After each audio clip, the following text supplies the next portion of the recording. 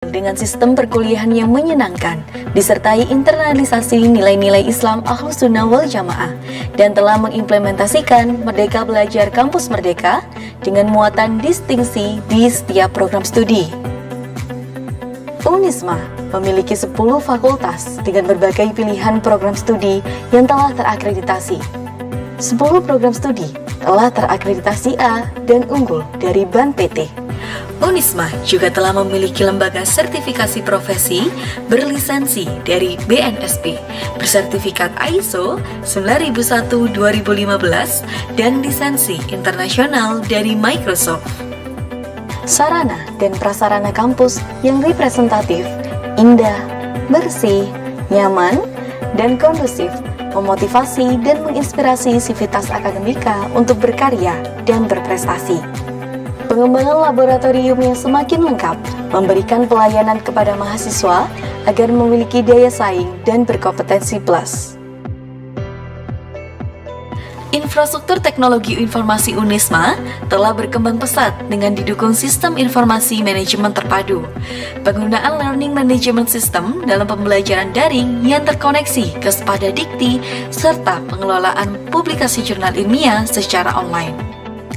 Universitas Islam Malang, kampus yang penuh dengan nuansa pendidikan karakter melalui nilai-nilai keislaman dan keindonesiaan, serta menumbuhkan jiwa entrepreneur melalui program-program out of the box untuk mahasiswa.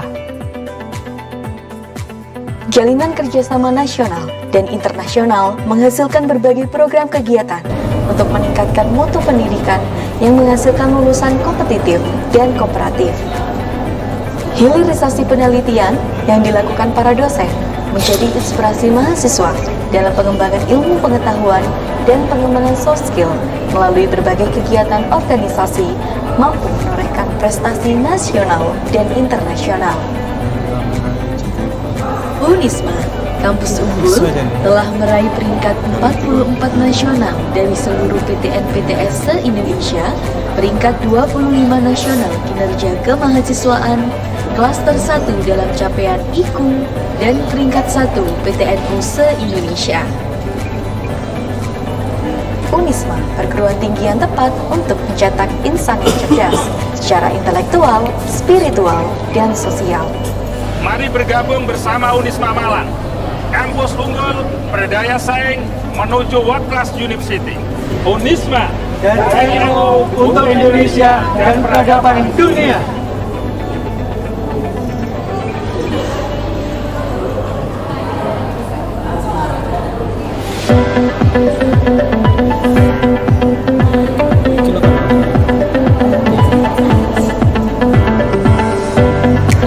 Selamat datang di Universitas Islam Malang, kampus unggul dengan sistem perkuliahan yang menyenangkan, disertai internalisasi nilai-nilai Islam Ahlus Sunnah wal Jamaah, dan telah mengimplementasikan Merdeka Belajar Kampus Merdeka dengan muatan distingsi di setiap program studi. Unisma memiliki 10 fakultas dengan berbagai pilihan program studi yang telah terakreditasi. 10 program studi telah terakreditasi A dan unggul dari BAN PT. Unisma juga telah memiliki lembaga sertifikasi profesi berlisensi dari BNSP, bersertifikat ISO 9001-2015 dan lisensi internasional dari Microsoft. Sarana dan prasarana kampus yang representatif, indah, bersih, nyaman, dan kondusif memotivasi dan menginspirasi sivitas akademika untuk berkarya dan berprestasi. Pengembangan laboratorium yang semakin lengkap memberikan pelayanan kepada mahasiswa agar memiliki daya saing dan berkompetensi plus. Infrastruktur teknologi informasi Unisma telah berkembang pesat dengan didukung sistem informasi manajemen terpadu, penggunaan learning management system dalam pembelajaran daring yang terkoneksi ke sepada dikti, serta pengelolaan publikasi jurnal ilmiah secara online. Universitas Islam Malang, kampus yang penuh dengan nuansa pendidikan karakter melalui nilai-nilai keislaman dan keindonesiaan, serta menumbuhkan jiwa entrepreneur melalui program-program out of the box. Hilirisasi penelitian yang dilakukan para dosen menjadi inspirasi mahasiswa dalam pengembangan ilmu pengetahuan dan pengembangan soft skill melalui berbagai kegiatan organisasi mampu menorehkan prestasi nasional dan internasional. Unisma, kampus unggul, telah meraih peringkat 44 nasional dari seluruh PTN-PTS se-Indonesia, peringkat 25 nasional kinerja kemahasiswaan, klaster 1 dalam capaian IQ, dan peringkat 1 PTNU se-Indonesia. Unisma, perguruan tinggi yang tepat untuk mencetak insan yang cerdas secara intelektual, spiritual, dan sosial. Mari bergabung bersama Unisma Malang, kampus unggul, berdaya saing, menuju World Class University. Sunnah wal Jamaah dan telah mengimplementasikan Merdeka Belajar Kampus Merdeka dengan muatan distingsi di setiap program studi.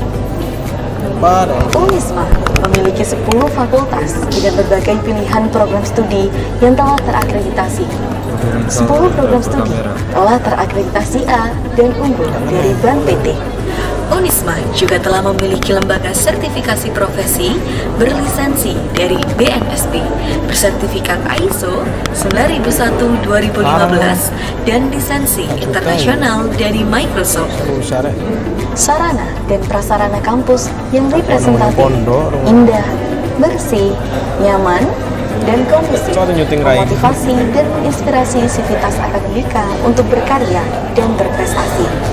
Pengembangan laboratorium yang semakin lengkap memberikan pelayanan kepada mahasiswa agar memiliki daya saing dan berkompetensi plus. Infrastruktur teknologi informasi Unisma telah berkembang pesat dengan didukung sistem informasi manajemen terpadu. Penggunaan learning management system dalam pembelajaran daring yang terkoneksi ke sepada dikti serta pengelolaan publikasi jurnal ilmiah secara online. Universitas Islam Malang, kampus yang penuh dengan nuansa pendidikan karakter melalui nilai-nilai keislaman dan keindonesiaan, serta menumbuhkan jiwa entrepreneur melalui program-program out of the box untuk mahasiswa. Jalinan kerjasama nasional dan internasional menghasilkan berbagai program kegiatan untuk meningkatkan mutu pendidikan yang menghasilkan lulusan kompetitif dan kooperatif.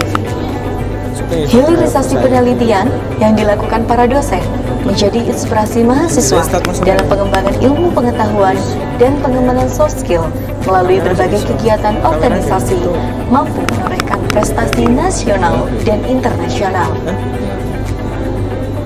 Unisma, kampus unggul, telah meraih peringkat 44 nasional dari seluruh PTN-PTS se-Indonesia, peringkat 25 nasional kinerja kemahasiswaan, klaster 1 dalam capaian IQ, dan peringkat 1 PTNU se-Indonesia. Unisma, perguruan tinggi yang tepat untuk mencetak insan yang cerdas secara intelektual, spiritual, dan sosial. Mari bergabung bersama Unisma Malang, kampus unggul, berdaya saing, menuju World Class University. Unisma dan NU untuk Indonesia dan peradaban dunia.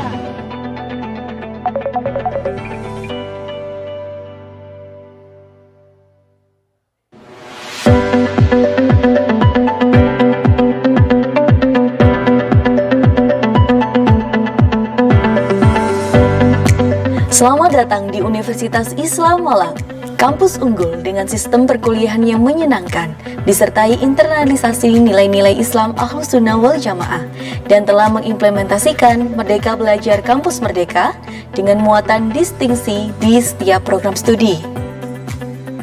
Unisma memiliki 10 fakultas dengan berbagai pilihan program studi yang telah terakreditasi. 10 program studi telah terakreditasi A dan unggul dari Bank PT. Unisma juga telah memiliki lembaga sertifikasi profesi berlisensi dari BNSP, bersertifikat ISO 9001-2015, dan lisensi internasional dari Microsoft. Sarana dan prasarana kampus yang representatif, indah, bersih, nyaman, dan kondusif memotivasi dan menginspirasi sivitas akademika untuk berkarya dan berprestasi. Pengembangan laboratorium yang semakin lengkap memberikan pelayanan kepada mahasiswa agar memiliki daya saing dan berkompetensi plus. Infrastruktur teknologi informasi UNISMA telah berkembang pesat dengan didukung sistem informasi manajemen terpadu. Penggunaan Learning Management System dalam pembelajaran daring yang terkoneksi ke sepada dikti serta pengelolaan publikasi jurnal ilmiah secara online. Universitas Islam Malang, kampus yang penuh dengan nuansa pendidikan karakter melalui nilai-nilai keislaman dan keindonesiaan, serta menumbuhkan jiwa entrepreneur melalui program-program out of the box untuk mahasiswa.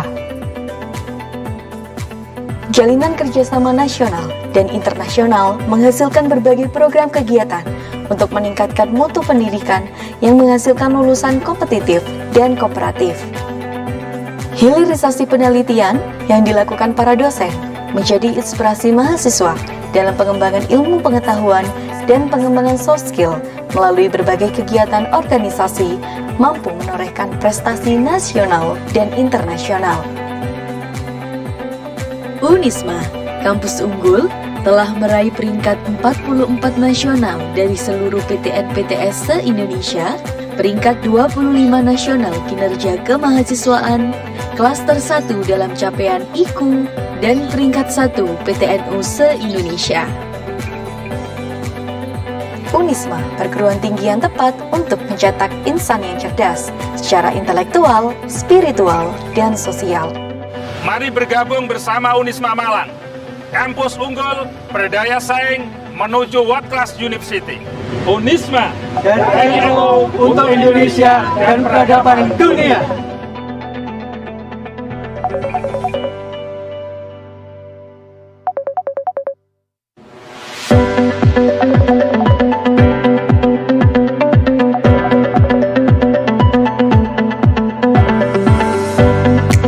Selamat datang di Universitas Islam Malang, kampus unggul dengan sistem perkuliahan yang menyenangkan, disertai internalisasi nilai-nilai Islam Ahlus Sunnah wal Jamaah, dan telah mengimplementasikan Merdeka Belajar Kampus Merdeka dengan muatan distingsi di setiap program studi.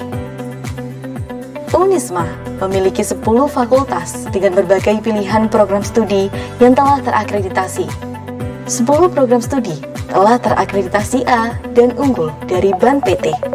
UNISMA juga telah memiliki lembaga sertifikasi profesi berlisensi dari BNSP, bersertifikat ISO 9001-2015, dan lisensi internasional dari Microsoft. Sarana dan prasarana kampus yang representatif, indah, bersih, nyaman, dan kondusif memotivasi dan menginspirasi sivitas akademika untuk berkarya dan berprestasi. Pengembangan laboratorium yang semakin lengkap memberikan pelayanan kepada mahasiswa agar memiliki daya saing dan berkompetensi plus. Infrastruktur teknologi informasi UNISMA telah berkembang pesat dengan didukung sistem informasi manajemen terpadu. Penggunaan Learning Management System dalam pembelajaran daring yang terkoneksi ke sepada dikti serta pengelolaan publikasi jurnal ilmiah secara online.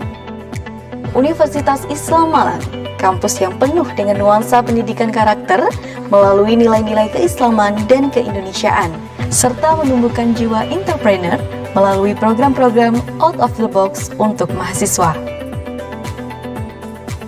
Jalinan kerjasama nasional dan internasional menghasilkan berbagai program kegiatan untuk meningkatkan mutu pendidikan yang menghasilkan lulusan kompetitif dan kooperatif.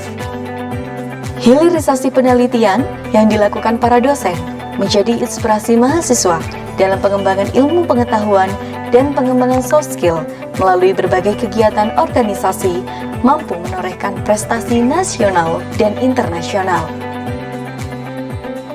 UNISMA, kampus unggul, telah meraih peringkat 44 nasional dari seluruh PTN-PTS se-Indonesia, peringkat 25 nasional kinerja kemahasiswaan, klaster 1 dalam capaian IQ, dan peringkat 1 PTNU se-Indonesia.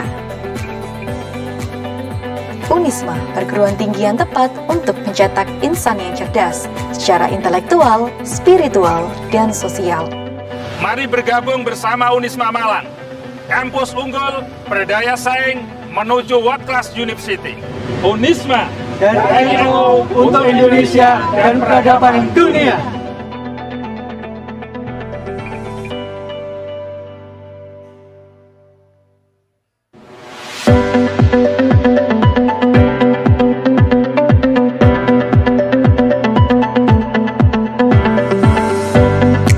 Selamat datang di Universitas Islam Malang, kampus unggul dengan sistem perkuliahan yang menyenangkan, disertai internalisasi nilai-nilai Islam Ahlus Sunnah wal Jamaah, dan telah mengimplementasikan Merdeka Belajar Kampus Merdeka dengan muatan distingsi di setiap program studi.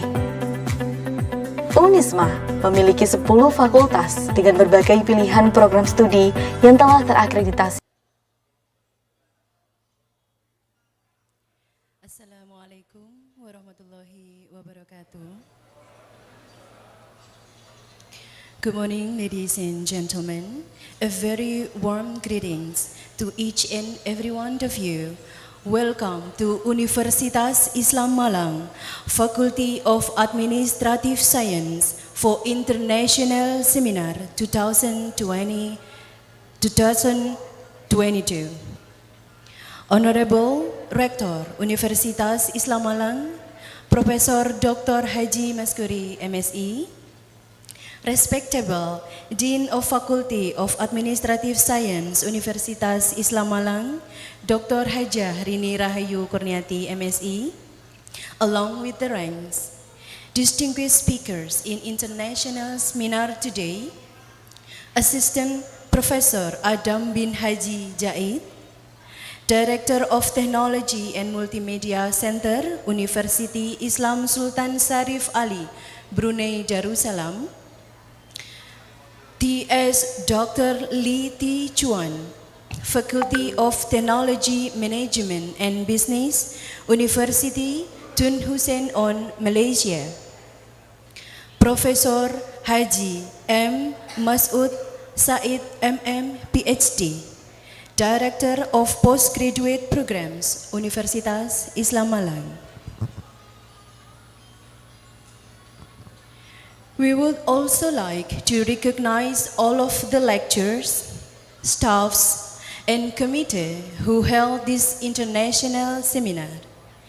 Excellencies, distinguished guests, and all participants, good morning and welcome to Kiai Haji Abdurrahman Wahid Hall, Ali bin Abi Thalib Building, Universitas Islam Malang for opening ceremony of International Seminar Advanced Technology Used in Engaging Government, Industries and Societies for Enhancing Sustainable Development 2022.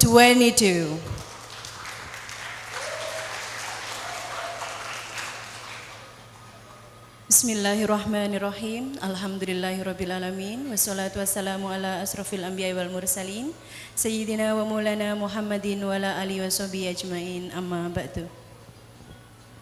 First of all, let's say thanks to Allah subhanahu wa ta'ala who has given us guidance, happiness, healthy and mercy so we can attend and participate in this special event without any obstacles. Peace be upon to Prophet Muhammad sallallahu alaihi wasallam, the last messenger of Allah subhanahu wa ta'ala who had guided us to the path of the light from the darkness in this life. Ladies and gentlemen, on behalf of the organizing committee, I am Septina Dwi Rahmawati, the Master of Ceremony for this international seminar. We extend our appreciation for your presence today. On this special morning, we have several agenda as follows. The first agenda is opening. The second agenda is citing Al-Quran and Salawat Nuril Anwar. The third agenda is singing Indonesia Raya and Mars Subhanul Waton. The fourth agenda is event implementation report. And the fifth agenda is welcoming speech. And the sixth agenda is opening speech. And the seventh agenda is photo session and presenting speakers' souvenirs. And the eighth agenda is prayer. The ninth agenda is dance performance. And the 10th agenda is speaker presentations. And the last is closing. Ladies and gentlemen, for starting this event, please let us open this international seminar, Advanced Technology Used in Engaging Government, Industries, and Societies for Enhancing Sustainable Development. 2022, Faculty of Administrative Science, Universitas Islam Malang. Today, Saturday, September 24, by reading Suratul Fatihah, Al-Fatihah.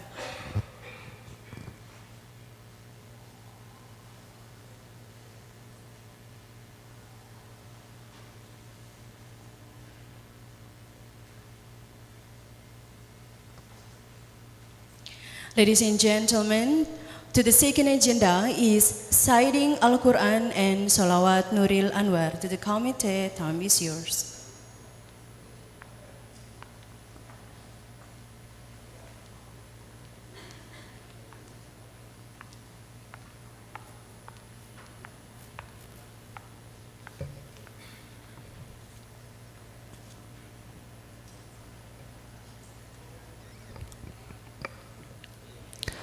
Assalamualaikum warahmatullahi wabarakatuh.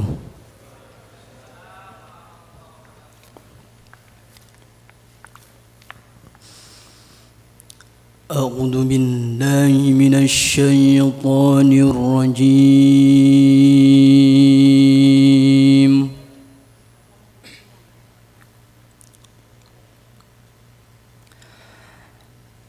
Bismillahirrahmanirrahim.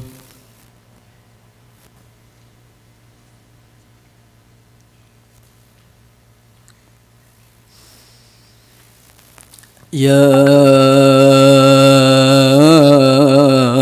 ayyuhar rasulu balligh ما أنزل إليك من ربك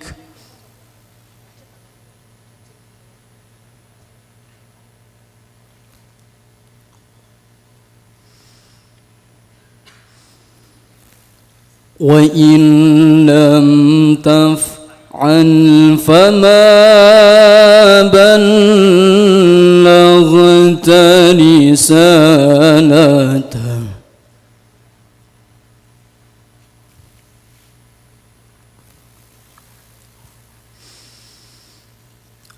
والله يعصمك من الناس إن الله لا يهدي القوم الكافرين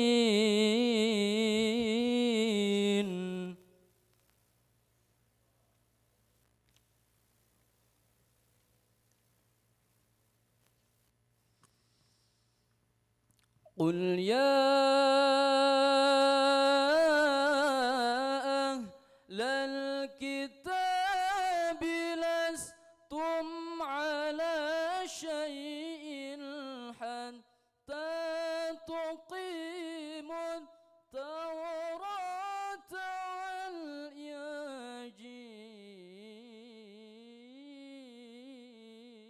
والإنجيل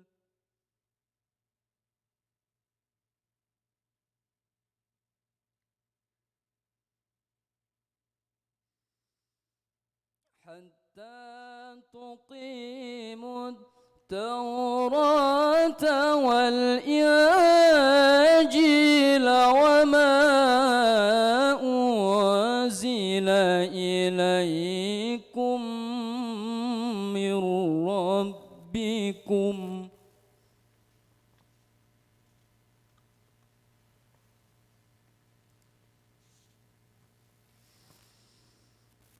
وليزيدن كثيرا منهم ما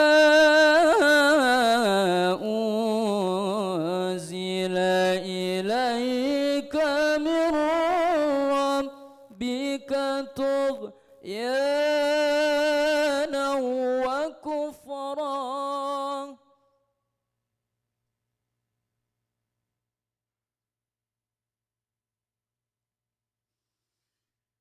فلا تأس على القوم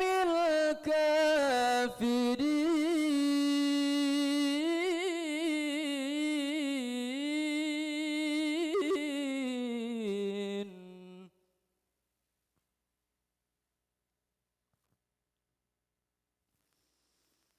إن الذين آمنوا والذين هادوا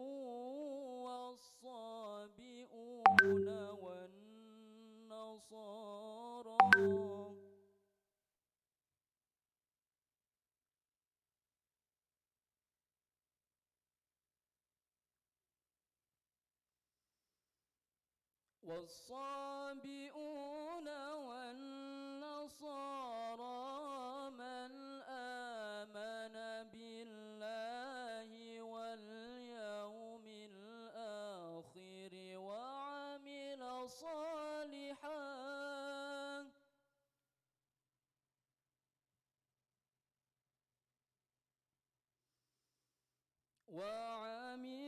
صالحا فلا خوف عليهم ولا هم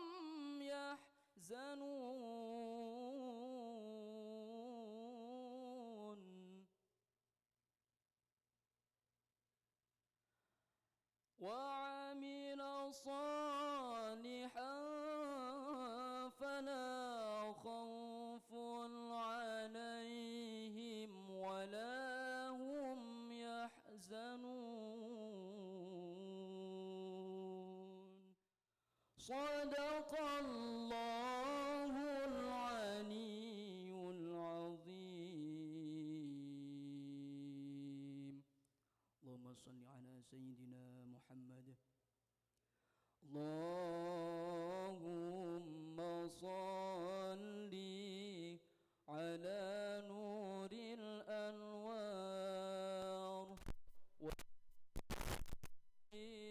الأسرار وترياك الأغيار ومفتاح باب اليسار سيدنا ومولانا محمد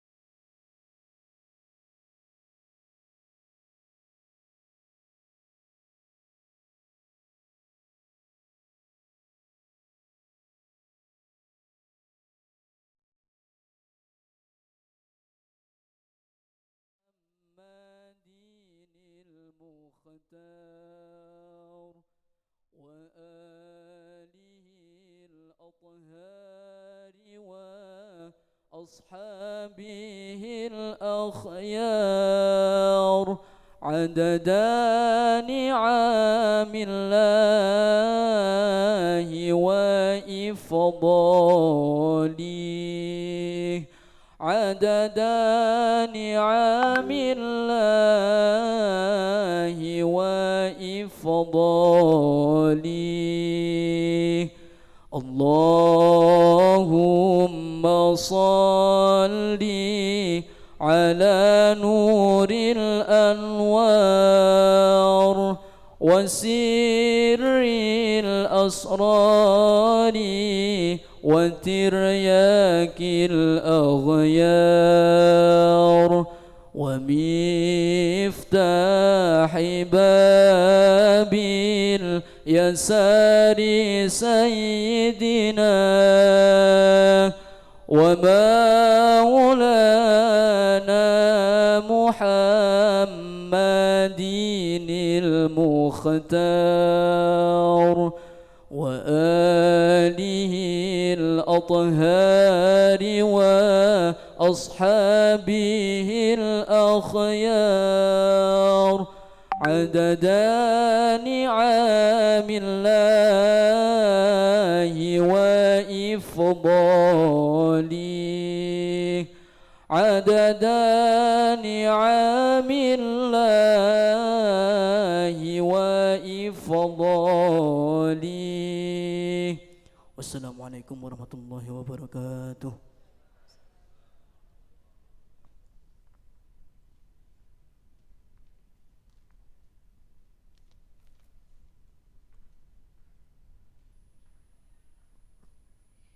Ladies and gentlemen, the third agenda is singing Indonesia Raya and Mars Subhanul Waton.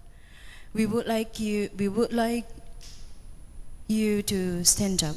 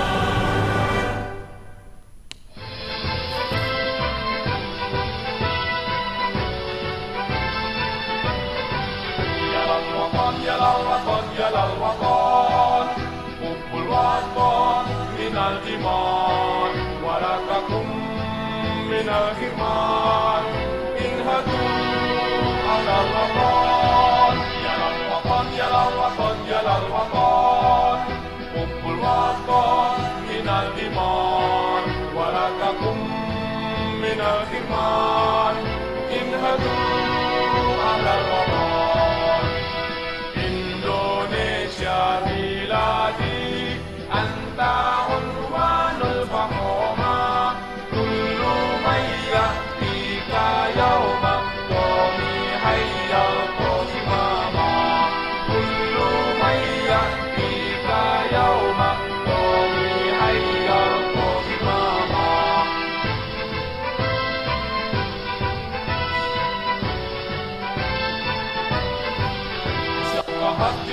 tanah airku, cintamu dalam imanku, jangan halangkan nasibmu.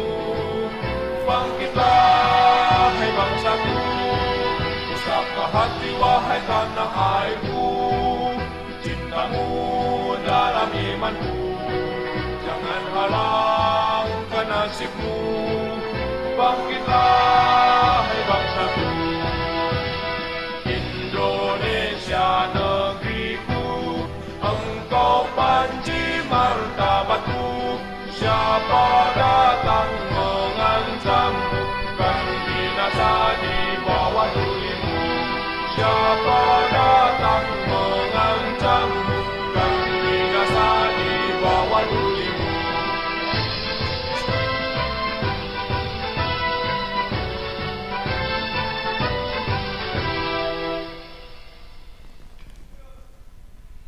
Ladies and gentlemen, please have a seat.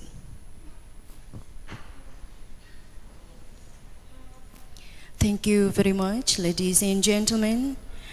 We're going to the fourth agenda. We would like to invite to the podium to deliver her remarks of event implementation report the Chief of the Committee of this international seminar, Ibu Retno Wulan Sekarsari, SAP, MAP, MPol, ST. Time is yours.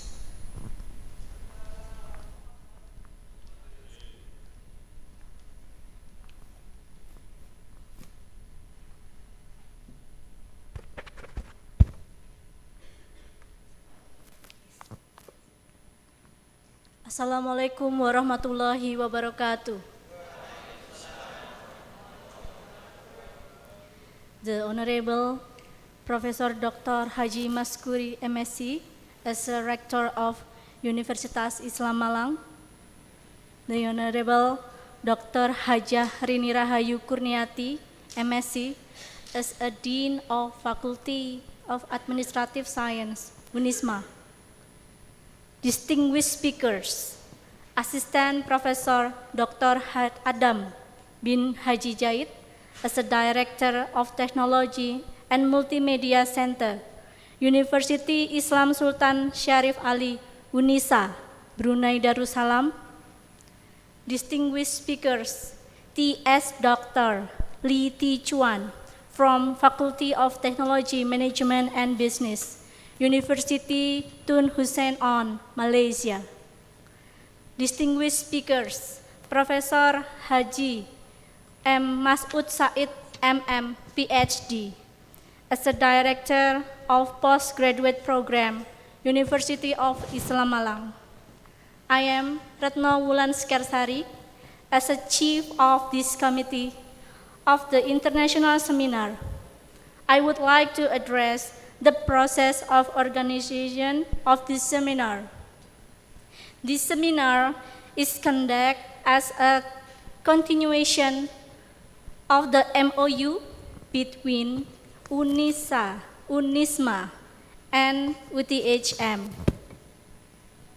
I would like to say thank you to the committee, which consists of VIA lecturers, for realizing this seminar. This seminar is helped to bring more insight on the discussed topic. So I hope all of the participants can take benefit from this seminar. That's all for me. Thank you very much. Wassalamualaikum warahmatullahi wabarakatuh. Waalaikumsalam warahmatullahi wabarakatuh. We would like to say thank you to the Chief of the Committee of the International Seminar today. Ladies and gentlemen, it is now my deep pleasure to introduce the Dean of Faculty of Administrative Science, Universitas Islam Malang, Dr. Hajah Rini Rahayu Kurniati, MSc.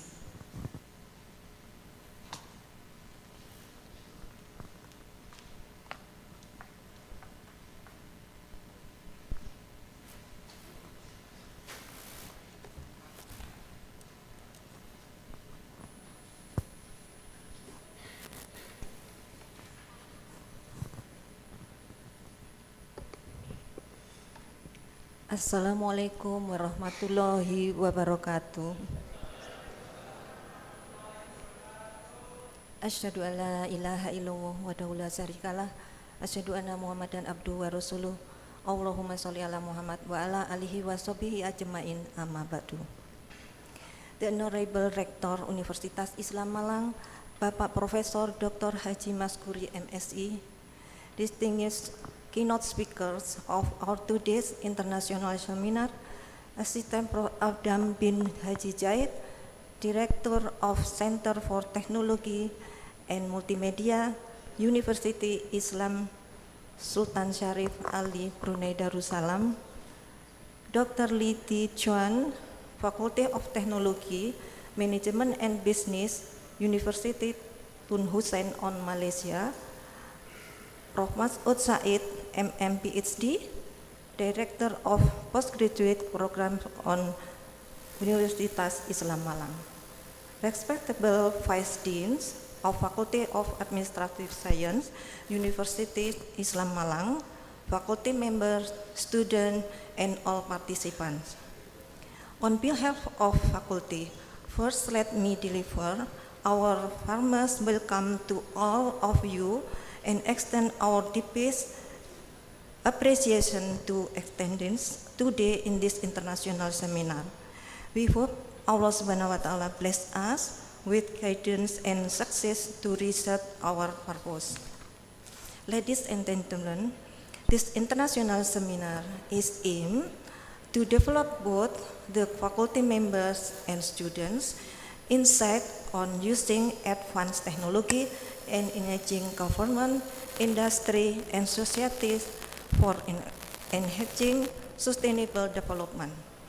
It is a crucial issue to be researched because technology keeps developing rapidly, and we need to make the most of it for reaching our living purpose. One of them is for improving sustainable development. Ladies and gentlemen, this seminar is one of upcoming projects that we organize to maintain our good relationship with University Sultan Syarif Ali Brunei Darussalam and with University Tun Hussein on Malaysia. Prof. Adam, I still remember our visit to UNISA 3 years ago, and I with a very pleasant memory to me and the students who joined to visit. The comparison study was the first relation of the MOA and MOU between UNISMA and UNISA. Besides that, we also have students' academic mobilization programs with UNISA. And today, we continue our good partnership by having you as one of our distinguished speakers for the seminar. We hope that UNISMA and UNISA can regularly develop projects and programs for the benefits of students and faculty members of UNISMA and UNISA. Similarly, I appreciated Dr. Chuan for his willingness to share his knowledge with us today. With UTHM, via UNISMA, also have regular students' academic mobilization programs, and this semester we have sent the third batch of our students to join in online class there. I do appreciate Dr. Chuan, who constantly gave his help to the success of this program, and I hope we help continue this partnership. By having more collaborative programs between via UNISMA and UTHM. To our beloved Prof. Mas'ud, I say thank you for your endless support and guidance to our faculty. I believe that having you as faculty member is one of our greatest strengths, and we will constantly need your advice for the development of via UNISMA. Let's to all the participants, I hope you enjoy this seminar and take much benefit from it. thank you very much and wallahu muwafiq ala aqwamit thoriq. Wassalamualaikum warahmatullahi wabarakatuh.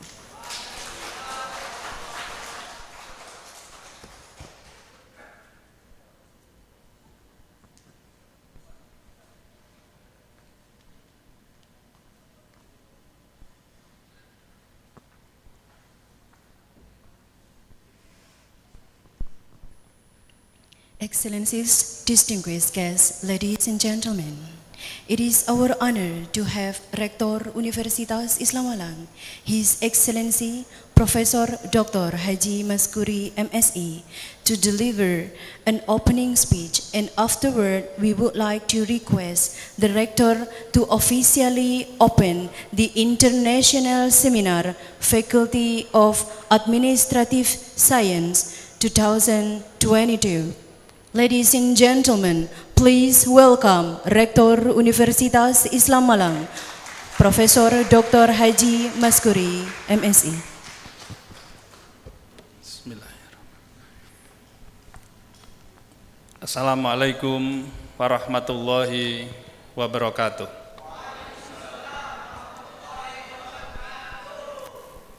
Good morning. Hamdan wa syukran lillah. Allahumma salli wa sallim ala sayyidina Muhammad wa ala alihi wa ashabi ajma'in, amma ba'du. Respectable keynote speakers of our today's international seminar, Associate Professor Adam bin Haji Jaid, Director of Center for Technology and Multimedia, University Islam Sultan Syarif Ali Brunei Darussalam. Saya bersyukur karena sudah pernah 3 kali datang di Brunei Darussalam di tempat beliaunya ini. Dan putra beliau juga kuliah di Fakultas Pertanian Universitas Islam Malang.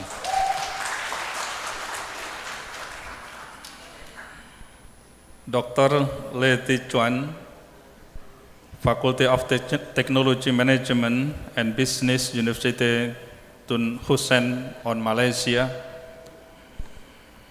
Profesor Mas'ud Said, MM PhD, Director of Postgraduate Program of Universitas Islam Malang.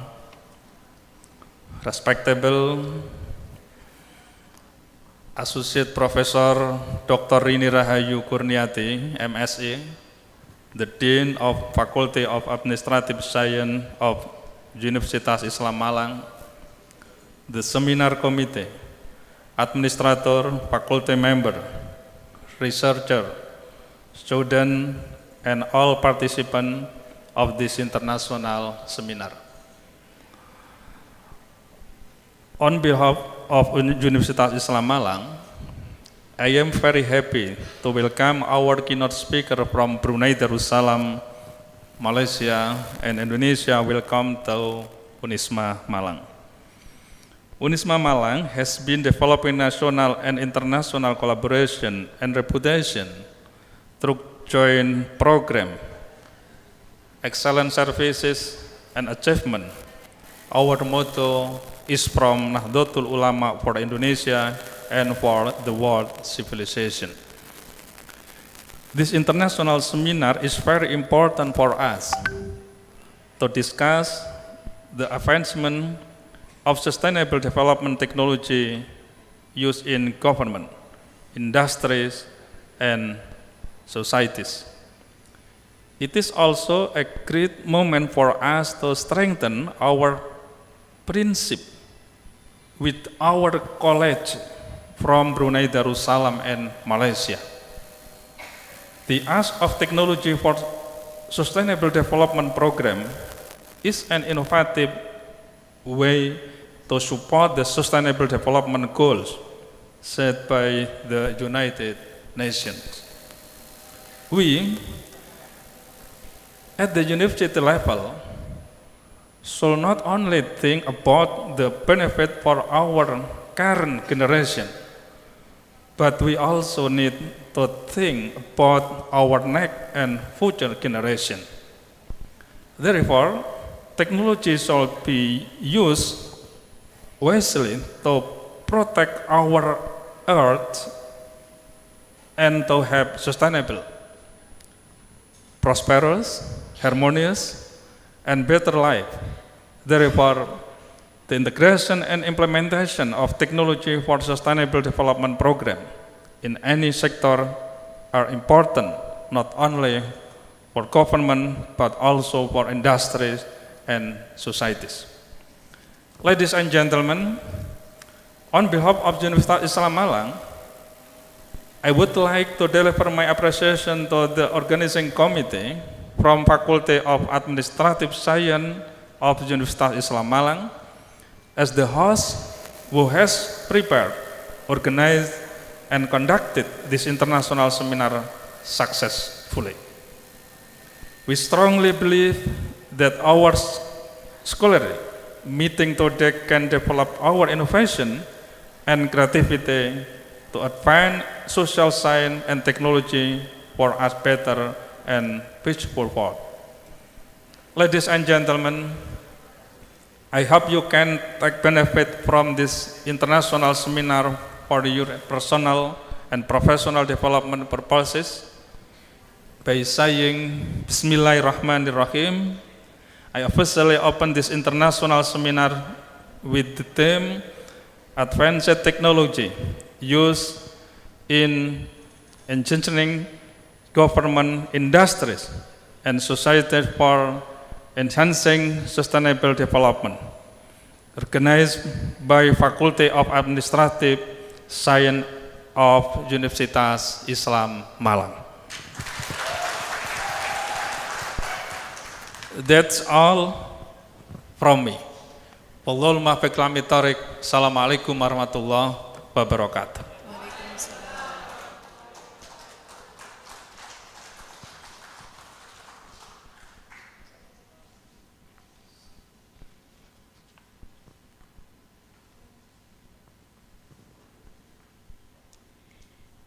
Thank you very much for the opening speech. Ladies and gentlemen, we're going to the seventh agenda is photo session and presenting speakers souvenirs. We would like to invite Rector, Dean, and all speakers to go forward for taking photo session and presenting speaker souvenirs. To the committee, time is yours.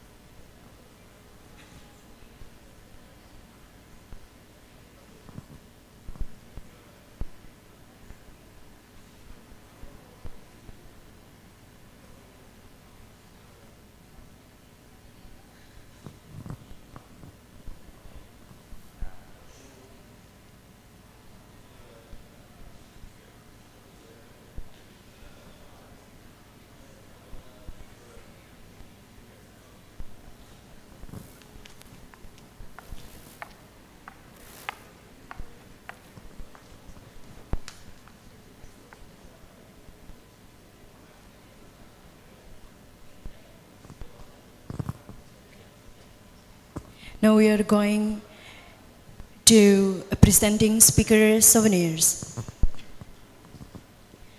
that will be given by the Rector Universitas Islam Malang. For the first souvenir would be an Assistant Professor Adam bin Haji Jait, Director of Technology and Multimedia Center, University Islam Sultan Sharif Ali, Brunei Darussalam.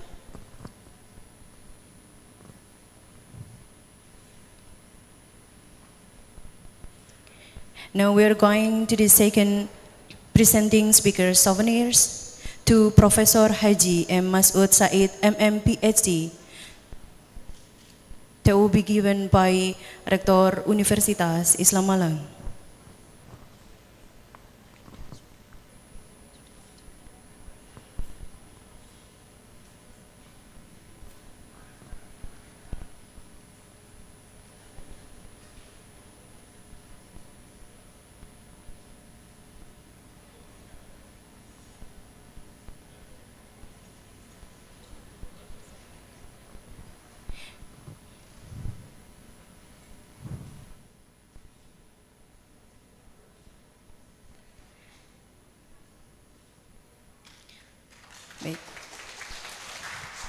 And the third presenting speaker souvenirs will be a certificate for TS Dr. Li Ti Chuan. To the committee, time is yours.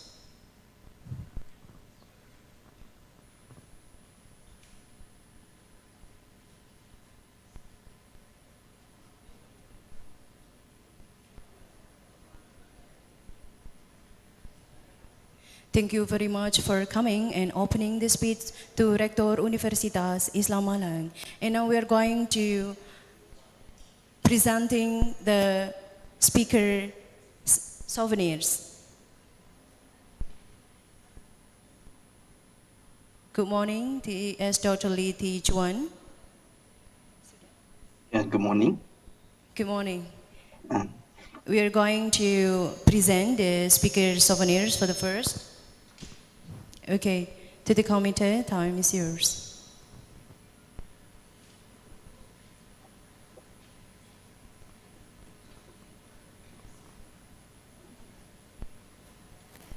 Okay, thank you very much for the processing of presenting speaker souvenirs. Okay, ladies and gentlemen, now we're going to the 8th agenda is prayer to Bapak Dr. Afifuddin SAG MA. Time is yours.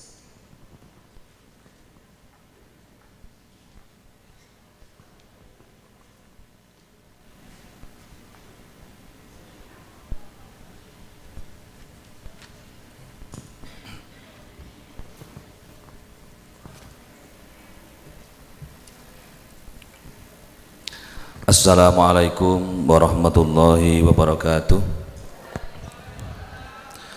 Alhamdulillah, we have opened the international seminar for the next time. Let us together close this opening of this international seminar with prayer. A'udzu billahi minasyaitonir rajim. Bismillahirrahmanirrahim. Alhamdulillahirabbil alamin. Allahumma sholli wa sallim ala sayyidina Muhammad. Allahumma rabbana hablana min azwajina wa dhurriyyatina qurrata a'yuni waj'alna lil muttaqina imama. Allahumma alif baina Unisma wa baina Unisa Brunei Darussalam wa baina University Tun Hussein Malaysia. Rabbana atina fid dunya hasanatan fil akhirati hasanatan wa qina adzabannar. Subhana rabbika rabbil izzati amma yasifun wa salamun alal mursalin walhamdulillahi rabbil alamin. Wassalamualaikum warahmatullahi wabarakatuh.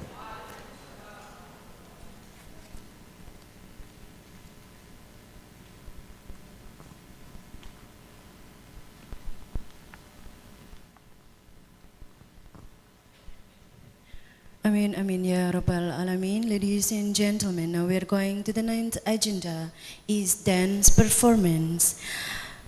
Ladies and gentlemen, as we are here in Java, one of the beautiful islands, we would like to take this opportunity to present to you some part, just few of Javanese rich culture, including the performing arts. Is just about the moment. As our welcome greeting to you, we will present a traditional dance. So ladies and gentlemen, without any further ado, please welcome two beautiful dancers, extending our warmest welcome to you all. This is the dance of Gandrung.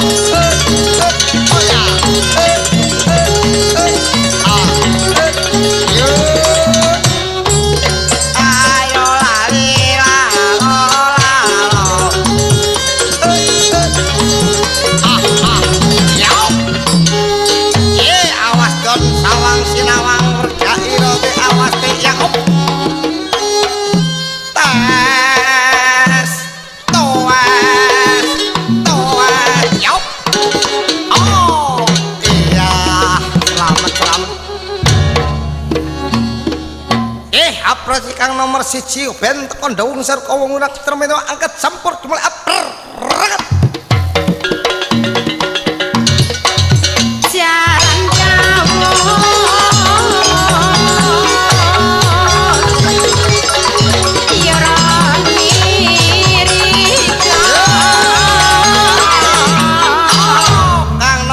Pengen telu endase pundake nyang bokong itu angkat sempur sekarang timur reget.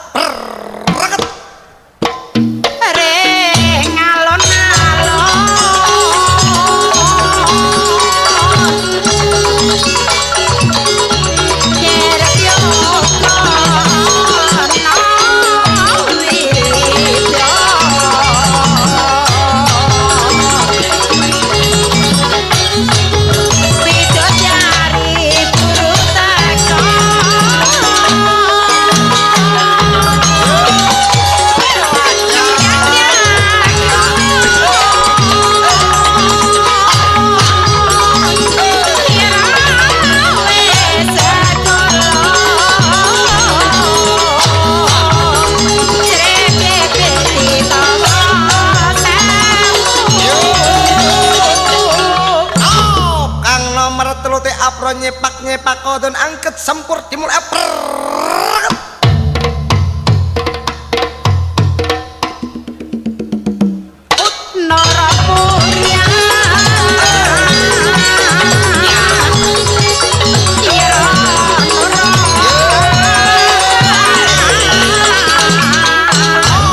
Ang nomor 4 mulai yang kandangnya dek-dek angkat sempur sekali timur reget.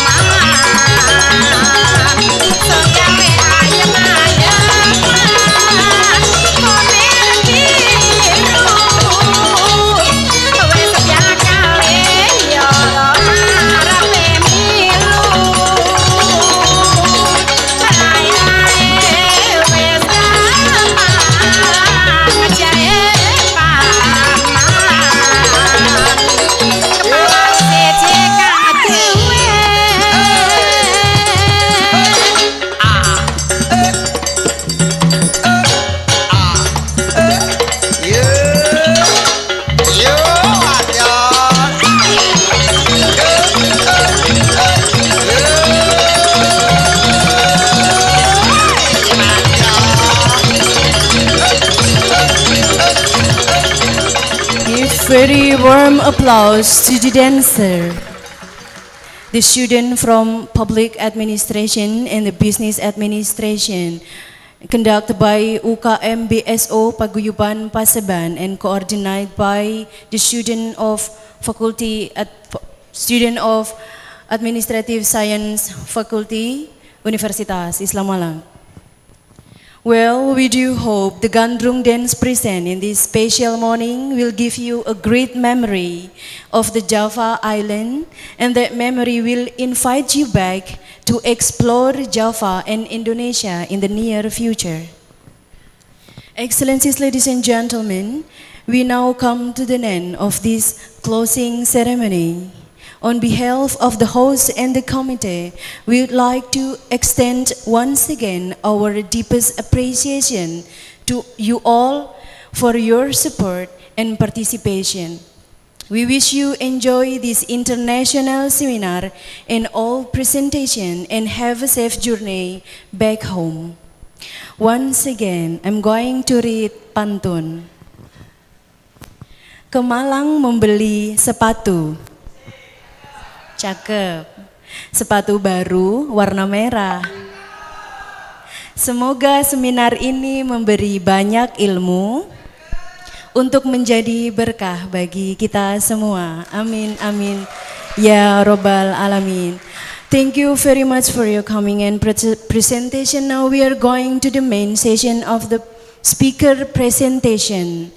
To start our discussion today, I would like to invite our moderator, Ibu Noni Mia Rahmawati, to come on the stage.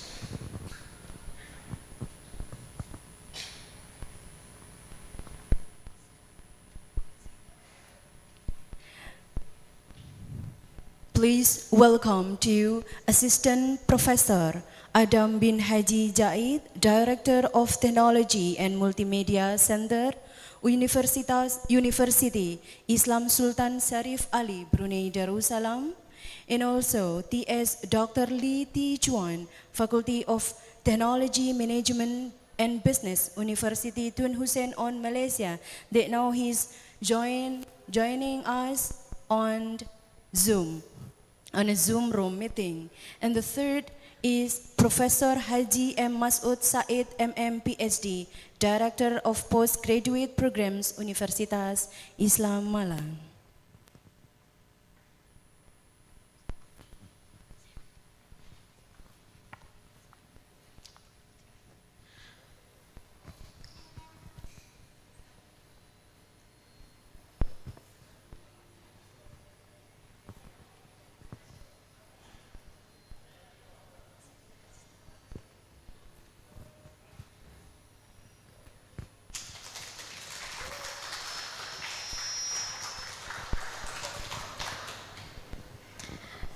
Okay.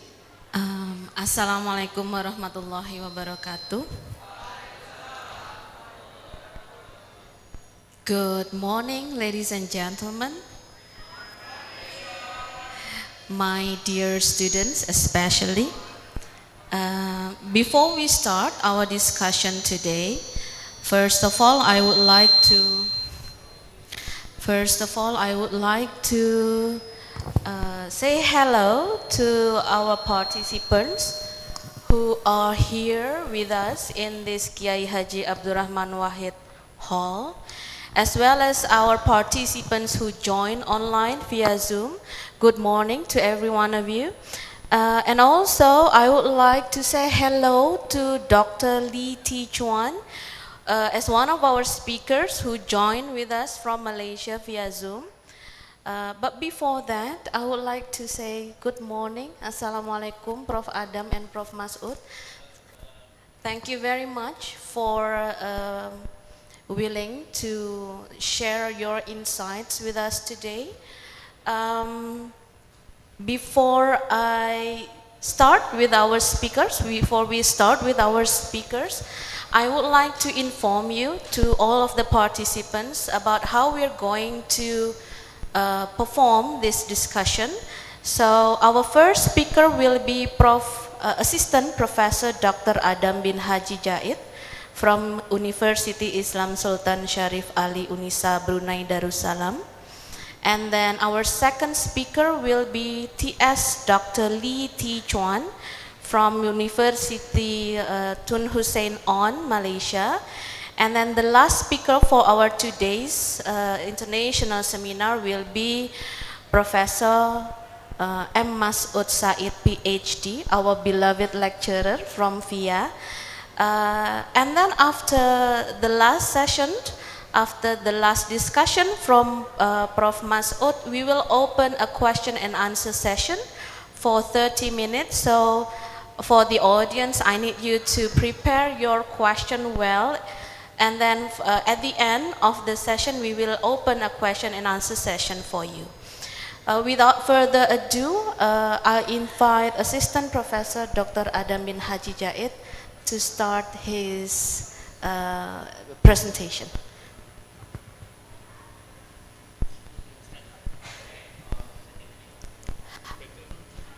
Excuse me, Prof. Adam, but before we start the presentation from Prof. Adam, I think we need to know a little more about him. So can you please show the curriculum vitae of Prof. Adam in our screen? Thank you very much for the operator. Prof. Adam is actually a very close acquaintance from for FIA from UNISA, yes, Prof. Adam. And he has known some of our students. We have several students who join his classes on Melayu Islam Beraja, if I'm not mistaken, right, Professor? Thank you very much for having our students in your class. CV, Mas. Yes, not the PowerPoint yet, the CV first, please.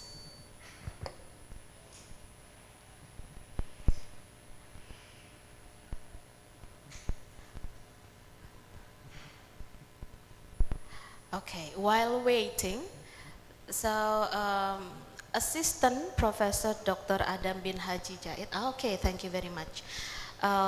Or we here in FIA actually known him more as Prof. Adam. His academic qualification was that he earned his bachelor degree in Business Information Systems and Information Technology from Middlesex University in UK. And then Prof. Adam earned his master degree in multimedia in internet computing from Loughborough University, the UK. And last, his PhD in knowledge management, computer science was also earned from Loughborough University in UK. And then he has several professional experiences. Right now in UNISA, Prof. Adam serves as the pengarah pusat teknologi dan multimedia, and then he also become pengarah pusat penataran ilmu dan bahasa, as well as pengarah pejabat perancangan dan pembangunan strategi in UNISA. And for his expert profile, he has several international experiences, as you can see there from the slide. He became a keynote speaker in a workshop, international workshop, about metodologi penelitian, metode penelitian dan pengembangan serta metode campuran or mixed methods, educational management, doctoral program, Faculty of Teacher Training and Education from Mula Warman University in Samarinda, Indonesia. So actually this is not the first time for you to come here. Yes, he has come to Indonesia for several times actually, ladies and gentlemen. And then as you can see there, he also becomes several keynote speakers in several international symposium, as well as in Kuliah Tamu Internasional. For book publication, Prof. Adam has published jurnal penelitian dan evaluasi pendidikan bertajuk Evaluation of Islam Education Teachers Training Implementation, and then he also has published several buku rujukan, and then some articles, and then buku komputer, as well as buku e-kerajaan. This is something new for us actually, Prof. Adam. E-government. Oh, okay. This is something dealing with e-government actually. Which is buku e-kerajaan bertajuk penyampaian perkhidmatan kerajaan melalui kesadaran rakyat, kajian di Brunei Darussalam. This is about e-government. Okay, I think that's just a little bit about Prof. Adam before we start our discussion today. Now, Prof. Adam, time is yours. You can start your presentation. Yes, you can.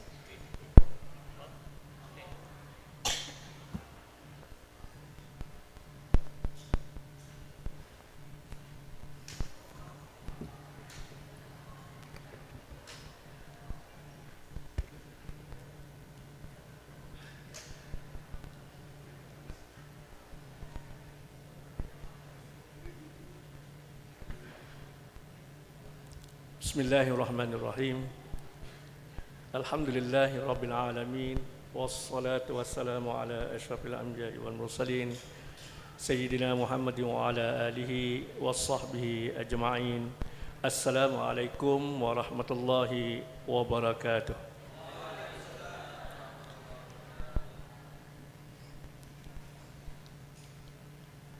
Pak Rektor, Profesor Dr. Haji Maskuri, Bu Dekan, Dr. Hajah Rini Rahayu, members, speakers, Prof. Haji M. Masud, and TS Dr. Lee T. Chuan, moderator, thank you very much, student, and ladies and gentlemen. Before we discuss about this title, izinkan saya menyampaikan in mixed language, ya, in bahasa and English, so we can understand more in terms of the jargon words from the ICT perspective, because it's really difficult, you know, to change the ICT terms, jargon in Malay, even in bahasa Brunei, yeah. So I will use that as a jargon, and I have to pronounce it correctly, yeah. That the rest of the terms, the rest of the knowledge, I will explain in bahasa. So help me if it is right bahasa, because it's really, some words are different, beda, ya, berbeda. In Brunei, beza, berbeza. It's already beda, right? So I will try as much as I could to explain in bahasa and in English. Thank you. So the first slide here with the title Advanced Technology used in engaging government, industry, societies for enhancing the sustainable development. Next. So when you look at this slide, we have three stakeholders. You know, government, yeah, in Brunei is Kerajaan Brunei Darussalam. We call it Kerajaan Brunei Darussalam. We have also industries here. Yeah, industries. We do have a lot of industry, but not compared to Indonesia. It's more and more industries here. Yeah, and our society, we are also become a society when we are in kampung, in village, something like that. Yeah, so it's connected. It's interconnected each other. So we use advanced technology for enhancing sustainable development. What sort of development? You can see here after this, it's a lot of development you have to think about. Yeah? Next. Look, according to United Nations, we have a lot of sustainable development from UN. 17 sustainable development goals, yeah? So it's depend on the country. For example, in Brunei, our country in Brunei, number 4 is the prioritas, the priority in Brunei. That's the first one in Brunei. The quality education become the first priority in our vision 2035. That's our vision. Yeah. The rest, I think, is depend to the countries which one you prefer, which one the pemerintah atau government will choose become the first priority in their country. Yeah. So, as I said, for Brunei, that's the first one. We have 4 priorities in our Wawasan 2035. Version 2035. The first one, that is the one, that quality education. And then the second one, the quality of life, yeah, peningkatan hidup yang berkualiti, gitu. The third one is more to the growth economy, perkembangan ekonomi, ya. That's the third one. And the fourth one is more to the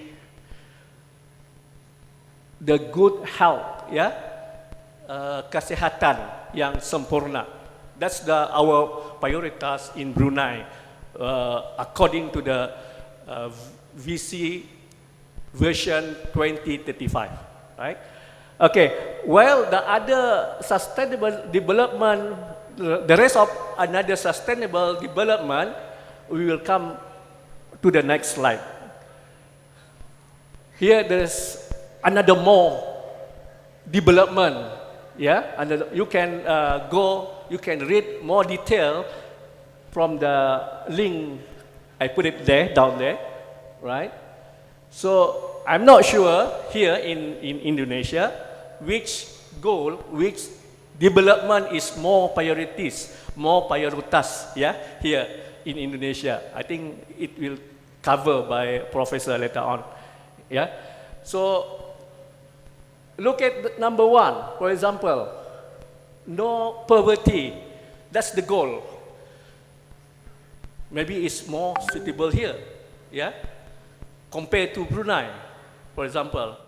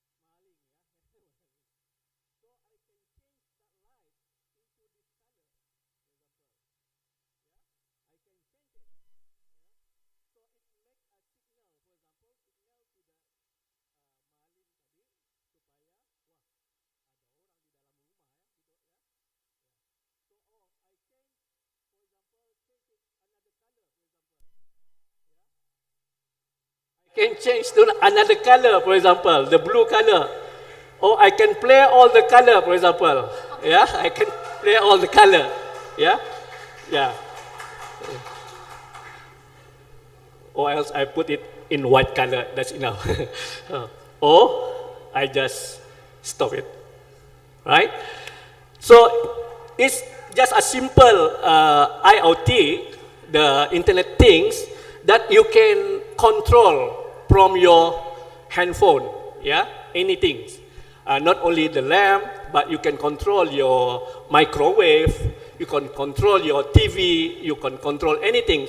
Just you can see here, yeah. So in IoT, it's not just for the customer, for me, but it's also for the industrial, for industry, for the society. Oh, you can control it, yeah. Next. So here's some advantages and disadvantages. I think you can read it from the Google, yeah. Still a lot of advantages you can read, yeah. Just I put it some here to minimize the human works and effort, yeah. No need for you to go back to Brunei just to switch off your light, for example, right? Yeah, and save time, effort, yeah. All that thing you can read from that what you call the link that I put it down there. There's also some disadvantages you can read. For example, increase privacy concern. Of course, if you have CCTV, yeah, it's come to the privacy concern, right? So the else, you can read more on that address. Next. So there's a lot of advanced technologies. You can read more. I can show you more actually. I just bring these two gadgets, these two devices, just to make some demonstration. Not just I just talk here without giving anything. That's so you can think more about it, more about the advanced technology. So in Brunei, we do have like this in some houses, not all, some houses in Brunei, especially for the Google Home. So it's easy for us to just to listen the current news, today's news, for example, and other things. Next. So that's all from me. If you have any more question, I can explain more after this. Thank you very much. Assalamualaikum warahmatullahi wabarakatuh. Waalaikumsalam warahmatullahi wabarakatuh.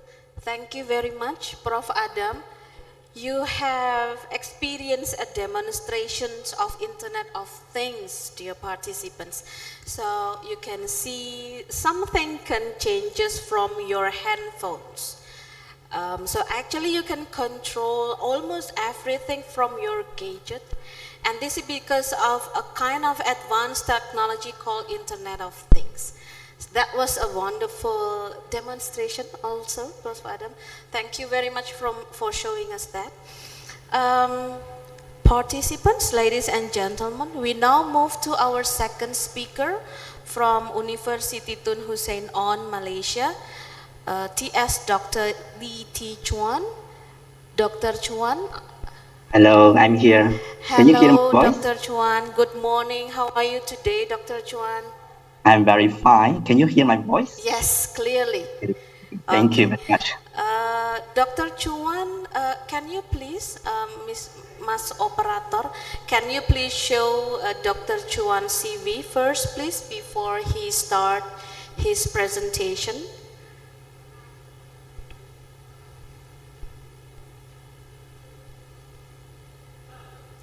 Please wait for a moment. Okay, good. So, TS Dr. Lee T. Chuan. Dr. Chuan is from University Tun Hussein On, Malaysia, or maybe for most of us here in Via Unisma, I think the simplest way to, to pronounce his university is UTHM. Okay, so but it's actually UTHM.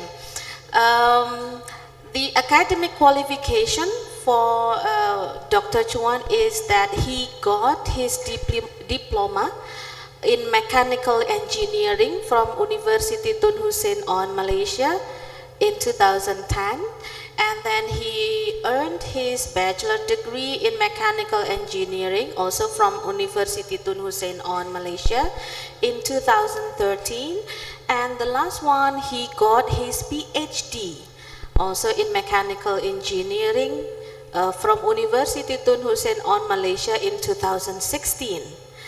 And then about his professional experiences, he has so many professional experiences.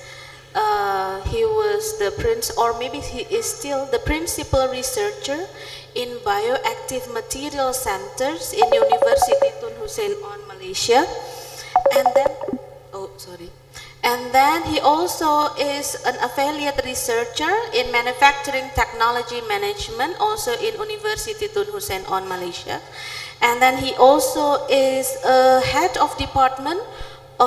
He was a head of department from 2018 to 2021 in the Student Development Center of University Tun Hussein on Malaysia. Besides that, he also served as the coordinator of Student Mobility Program. This is something which is close to us in via Unisma, right, Dr. Chuan? In Faculty of Technology Management and Business, University Tun Hussein on Malaysia. In terms of publication, Dr. Chuan served as the chief editor of Journal of Sustainable Materials Processing and Management, as well as becoming the journal reviewer in Elsevier, Springer, Taylor and Francis, Wiley, Emerald, MDPI. And then about his expert profile, his research interest is on biomaterials, 3D printing, engineering management, Industry 4.0, and operation strategy. Some of his selected publication, I think you can see there on the slide. The first one is an overview on 3D printing technology, technological materials and applications, and then challenges of 3D printing technology for manufacturing biomedical products, a case study of Malaysian manufacturing firms, and then Industry 4.0, current practice and challenges in Malaysian manufacturing firms. And the last one is tilapia waste to valuable materials, a brief review of biomedical wastewater treatment and biofuel application. Those are some of selected publication from Dr. Chuan. As you can see, we have an expert in manufacturing here with us today. And Dr. Chuan, I think you have 30 minutes to give your presentation to us. Okay. Yes, thank you very much, Dr. Chuan. Maybe the technical team can show the slide for me. Yes. Can you help us to show the PowerPoint slides from Dr. Chuan, Mas Operator? Please wait a minute, Dr. Chuan. Sure.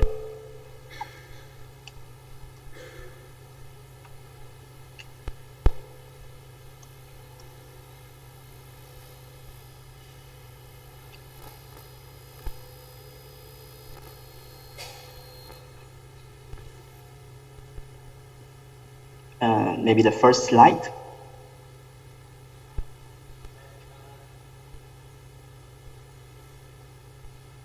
Okay, yes. Okay, thank you very much. Okay, and thank you very much. I think all of you can hear my voice, right? Yes, we can hear you clearly, Dr. Chuan. Okay, thank you, Dr. Noni, and the moderator for this international seminar. A very good morning to Professor Dr. Maskuri, the Rector of University Islam Malang, and Dr. Haji Drini Rahayu, the Dean of Faculty of Administrative Science, UNISMA, and our invited speaker, Assistant Professor Dr. Adams, Professor Masyuk, and all the lecturers and students from University Islam Malang. Selamat pagi from Malaysia. and thank you so much for having me here in this international seminar.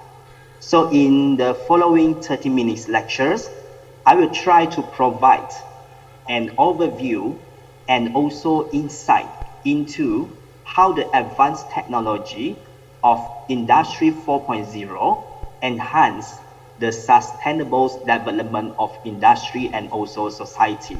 So the title for today's lecture is Contribution of Industry 4.0 in Enhancing Sustainable Development. Okay, next slide, please. This is a short brief about myself.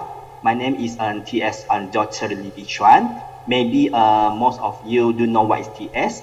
TS actually stands for technologies.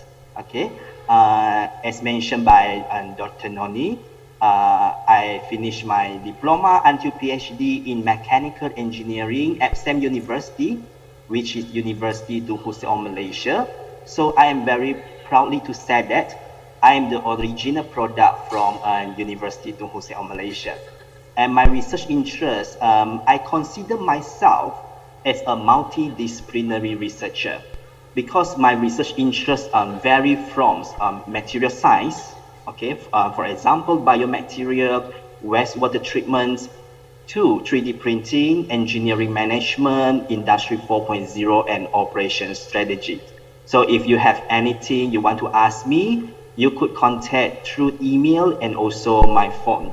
Okay, next slide. So before I start the lecture, so hopefully all of you can borrow me maybe 2 minutes for me to introducing UTHM to you. So UTHM, or we know as University Tun Hussein of Malaysia, actually is located at the southern part of Peninsula Malaysia. It's just beside the Sumatra Islands, and UTHM is about 2 hours from Singapore, and 3 hours from our capital town, Kuala Lumpur. So currently, UTHM have 2 branches located at Batu Pahat, Johor, and also Muar Johor, and we have approximately 18,000 students with 9 faculty. Okay, for next slide.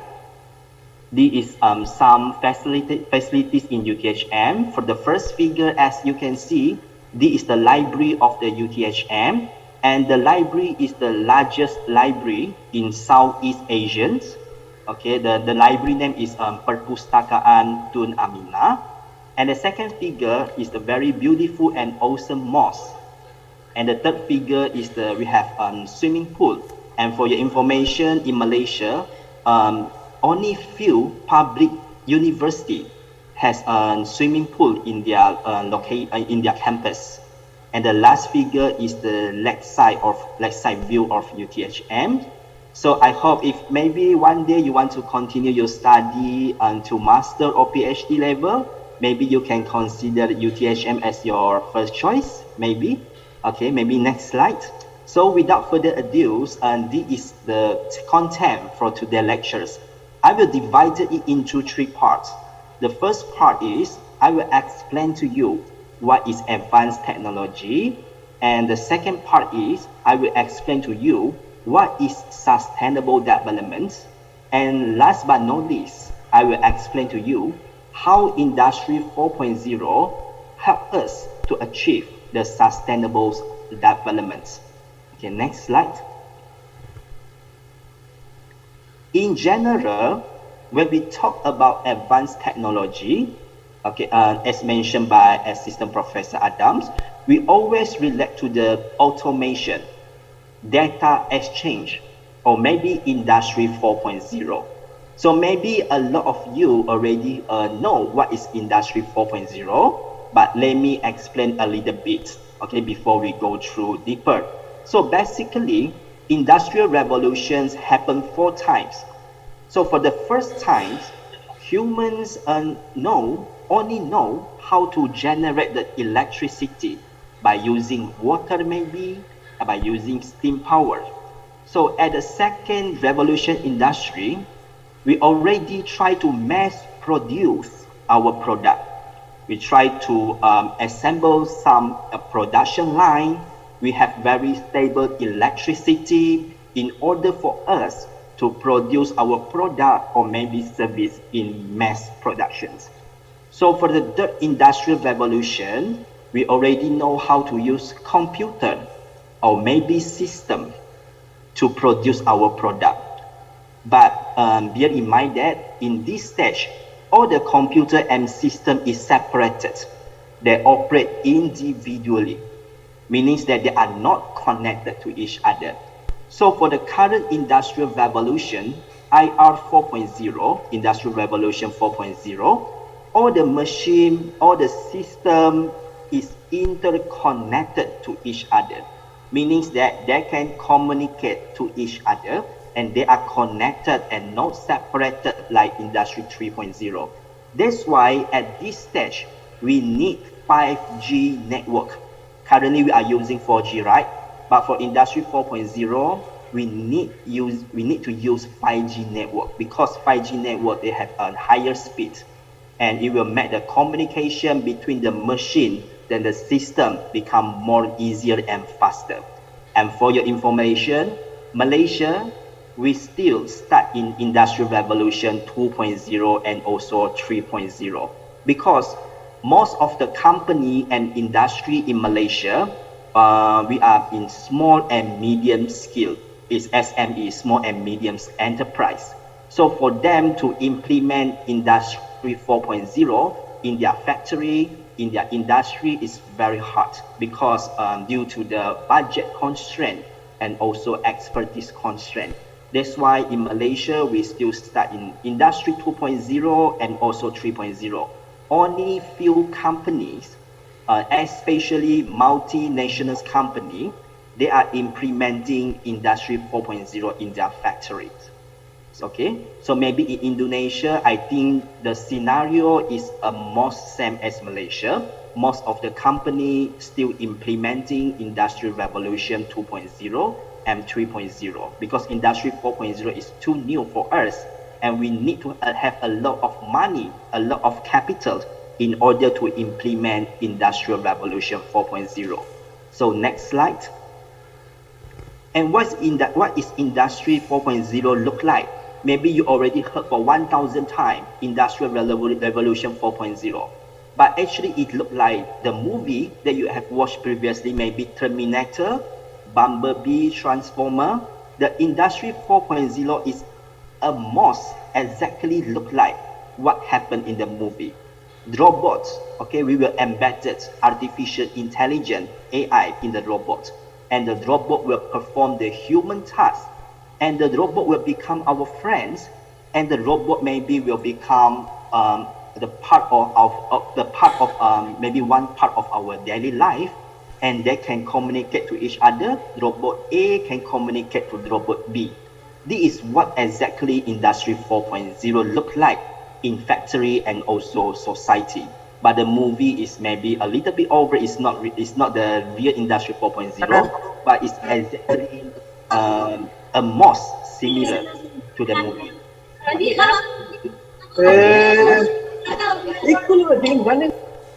Okay, maybe for the next slide. Okay, so in Industry 4.0, as mentioned by Professor Adams, there are a lot of components in Industry 4.0, particularly in advanced technology. For example, system integration, AR, additive manufacturing, cybersecurity, IoT, cloud computing, big data, and all those of things. But due to the time constraint, I only can explain to you few components in Industry 4.0, which are additive manufacturing, particularly 3D printing, big data, and also IoT. Because these three components is the most frequently used advanced technology in industry and also society. Okay, so for the next slide. Okay, so for the first part, we already know what is advanced technology.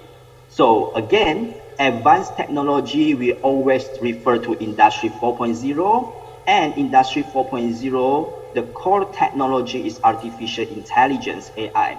So for example, the advanced technology in Industry 4.0 include big data, IoT, 3D printing, AR, and also cloud computing. So this is the summary about what is advanced technology. So the second part is, what is sustainable development? Okay, when we talk about sustainable development, actually it has become a very popular and hot topic past few decades. Maybe for 20 or 30 years ago, we already know, mentioned what is sustainable development. I think before you come to this lecture, maybe you will think that sustainable development is only deal with green technology, try to reduce the waste, to save the environment, to save our earth. But actually, sustainable development is not only concerned about planet or environment. Sustainable development based on triple bottom line model, it also concerned about people and also profit. Profit is economy, is money. Okay, so when we try to reduce our waste, to save our earth, at the same time we have to try to improve the life quality of humans, try to enhance the well-being of humans. We try to improve also the health quality of the humans. Besides that, profit or economy or money is also very important. Even though money cannot buy anything, but it is an important component for us in order to achieve sustainable development. So again, bear in mind that sustainable development is not only concerned about planet or environment. You should know that sustainable development also concerned about the life quality of humans and also how we generate the income sustainably. Okay, so this is the model of triple bottom lines. Maybe next slide. So after the triple bottom line, we have sustainable business model, and we have circular economy, value creation, and all these things. And next is circular economy. Next slide. Okay, circular economy, this is the current model for sustainable development. We try to refuse. We don't want to use the polluted chemical, for example, polyethylene, polypropylene, ataupun polylactic acid. We don't want to use this kind of harmful chemicals. And we try to reform, reduce, reuse, rethink, and redesign.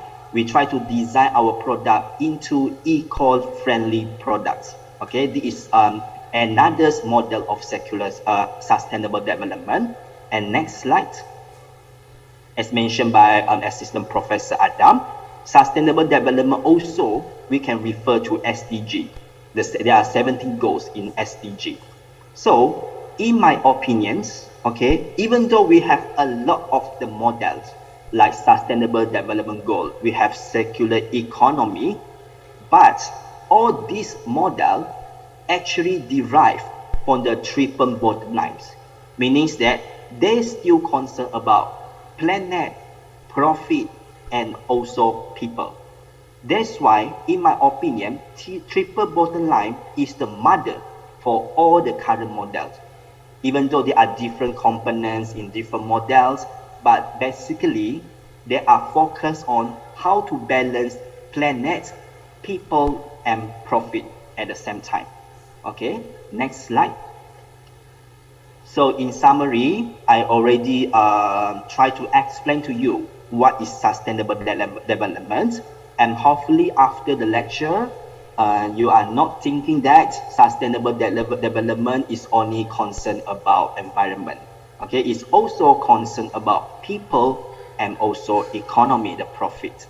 So for the third session, I will give you some example on how advanced technology in Industry 4.0 help us to achieve the sustainable development. Okay, so basically what we can see from the slide, okay, For the advanced technology use, it can help us to effectively to utilize our resources, meaning that we can use a little amount of resources to achieve the maximum output.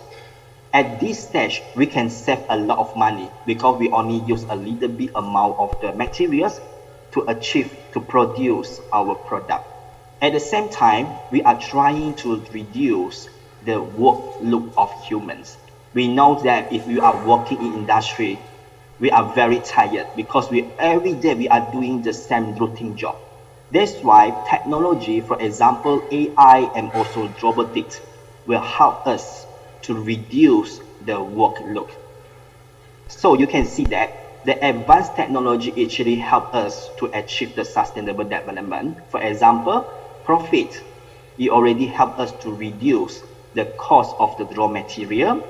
Humans or the peoples, we're trying to help to reduce the workload of human and make the human become more creative in their working routine. So this is concerned about humans and also environments.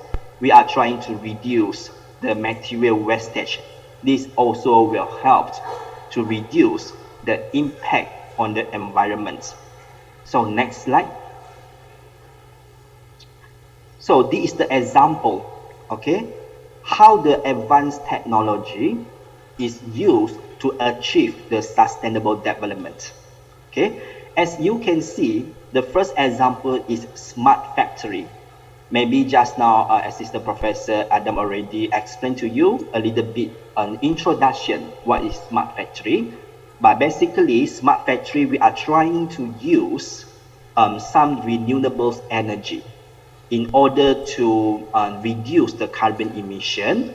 We try to replace the traditional energy into renewable energy. For example, solar panels, piezoelectric, wind energy, depend on the capacity of the country and also factory. At the same time, for the logistics, we are trying to use biodiesel in order to reduce the impact to the environment. At the same time, we are using some IoT to control and also to reduce the human error and also workloads. So you can see that smart factory is also concerned about people, profit, and also planet. For people, again, reduce the workload. For the environment, we are trying to use renewable energy in order to reduce the carbon emission and to save our earth. And also profit, we are trying to use technology to maximize the output of the factory. Okay, so the next slide. Maybe next slide. Okay, this one is IoT, Internet of Things. I think just now you already know what is Internet of Things. So in summary, Internet of Things is a network which connected the machine and system in one source only. Meaning that we can use one applications to remote control the machine and also system. This is how Internet of Things look like. And Internet of Things is the interconnected network between machine to machine, human to machine, system to human, system to machine by using same network. That's why, as I mentioned in previously, in order to implement Internet of Things, 5G network is important because 5G network can speed up the communication speed between the machine to machine and also machine to system. Okay, and next slide. Okay, this is some of example of IoT in our daily life. Okay, for example, we can use a smartphone. We install some IoT apps. We can remote control our appliance in our house. For example, refrigerator. We can try to adjust the temperature of a refrigerator, and we can try to adjust the temperature of oven and also the others electrical appliance. For another example is like a smartwatch. We can track our health issue, health condition by using smartwatch. And last but not least, maybe it's the AI. Hey Siri, the iPhone. Siri is a type of AI. Okay, for next slide. So, based on the daily application, basically, in industry, they are using the same thing as well. We are trying to remote control the machine. We are trying to track some worker health by using some smart device. And also, we are trying to use AI and also robot to reduce the workload of the worker.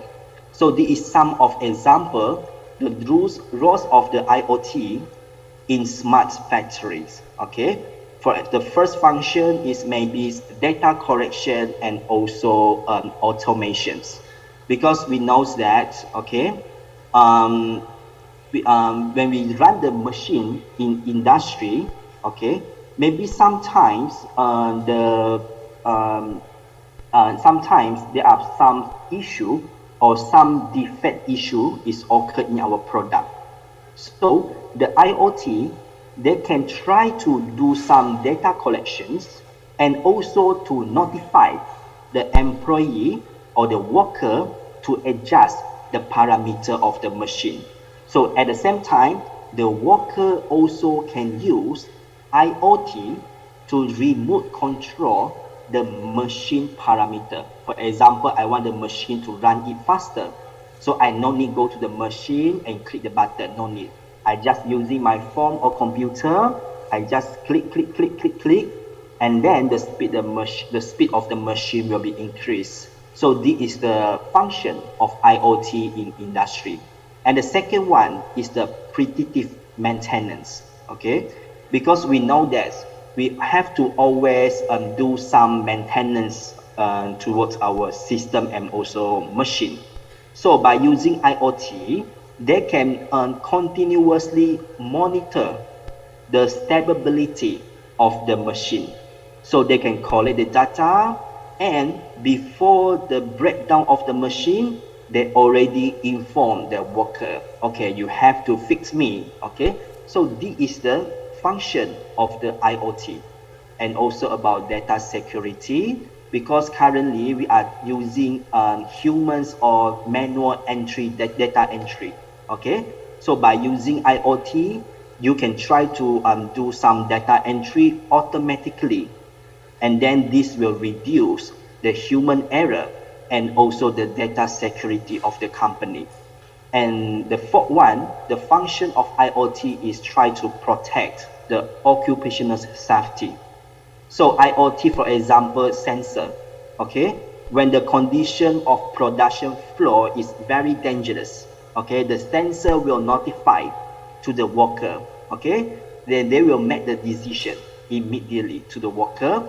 Maybe, for example, you have to shut down the whole factory, or you have to shut down the certain part of factory. So by using IoT, particularly sensor, safety sensor, it will save the worker life from the accident. And the last one is about workman personal safety, okay? Because by using IoT, maybe we can install some label sensor or maybe some smart device. For example, if the worker is working under noise condition, sangat bising, okay? And then we can use the sensor to track the level of noise.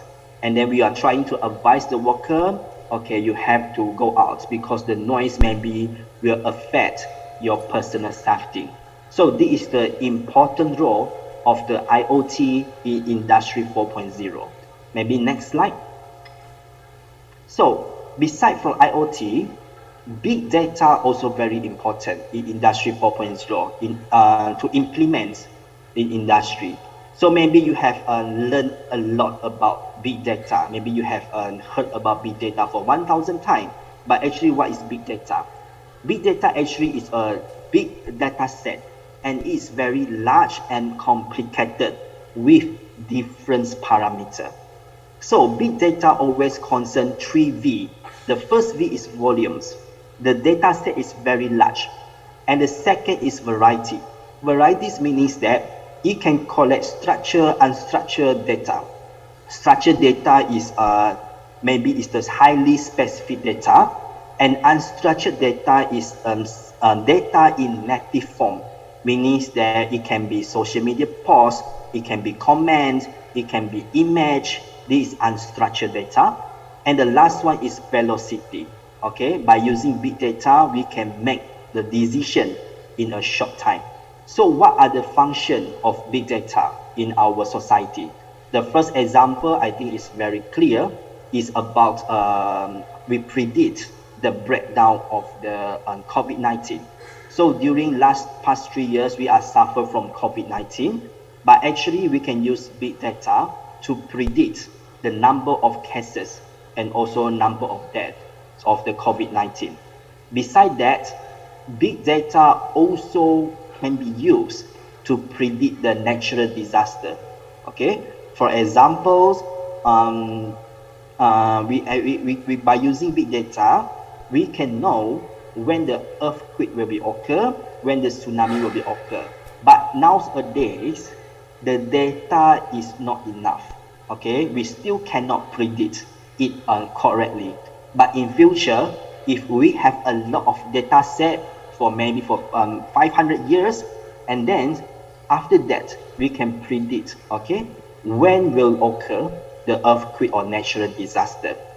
Okay, next slide. So what are the functions of big data in industry? Okay, basically, big data, we will collect a lot of data, maybe for 2 years, 3 years, of 90 days. By using the set of data, we can find some hidden pattern, and we can find what is the root cause of the machine breakdown or something else in factory. So big data, actually the mechanism is very simple. We collect a lot of data, and then by using the data, we try to find some hidden pattern. We try to find some root cause. Apakah faktor utama yang menyebabkan machine breakdown? So this is the function of big data. So the function of big data in industry, we can try to predict the tool life cycle. We know when is our cutting tool, okay, will be breakdown, will be effective. Okay, pisau, contohnya pisau mesin.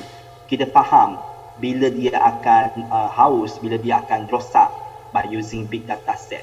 And also we can try to forecast the production, and it will improve our supply chain management. Okay, we know, okay, what is the future demands and what is the current demands, so that we can try to utilize our resources effectively.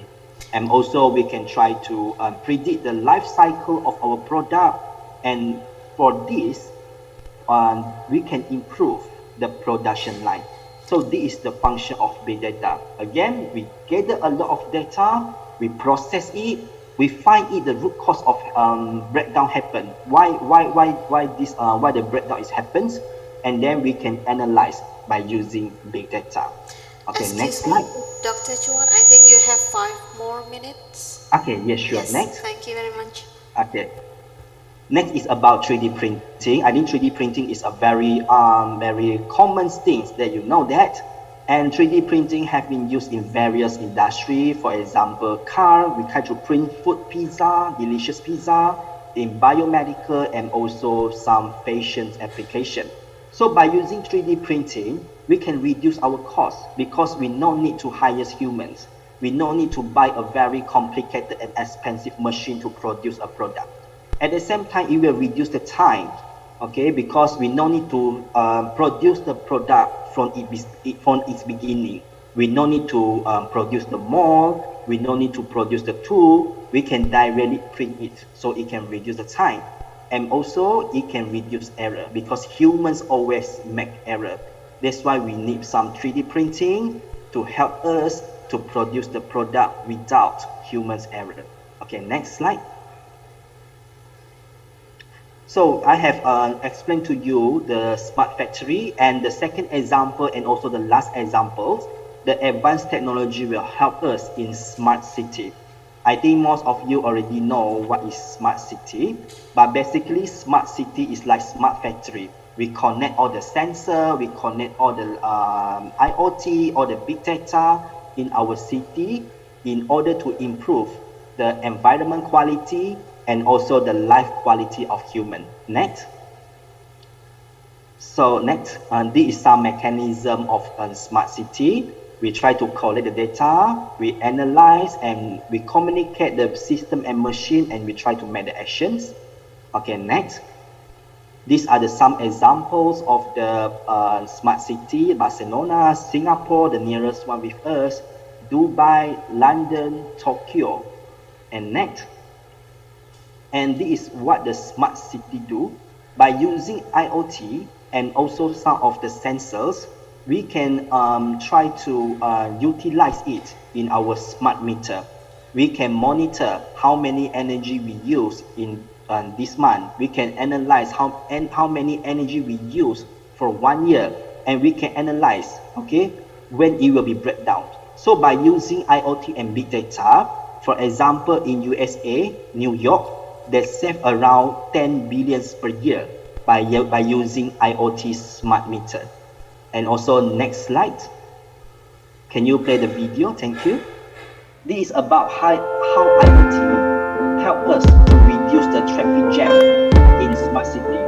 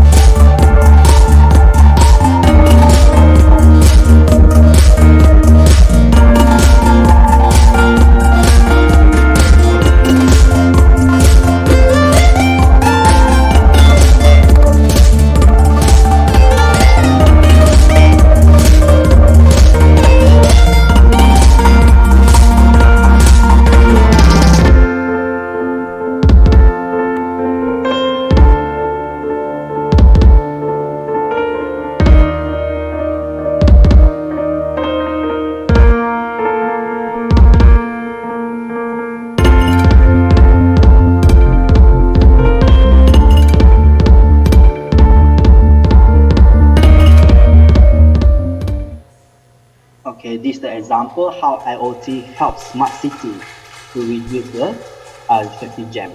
And the last slide, and also the last slide. Next slide, okay. Is the last slide is just a promotion. If you have any paper regarding material management, life cycle of the materials, and you can contact me, and maybe I will help you to publish in my journals, Journal of Sustainable Material Processing and also Management. And that's all for my presentation for today. And thank you so much for your time to listen to my lecture. Thank you so much. Thank you very much, Dr. Chuan.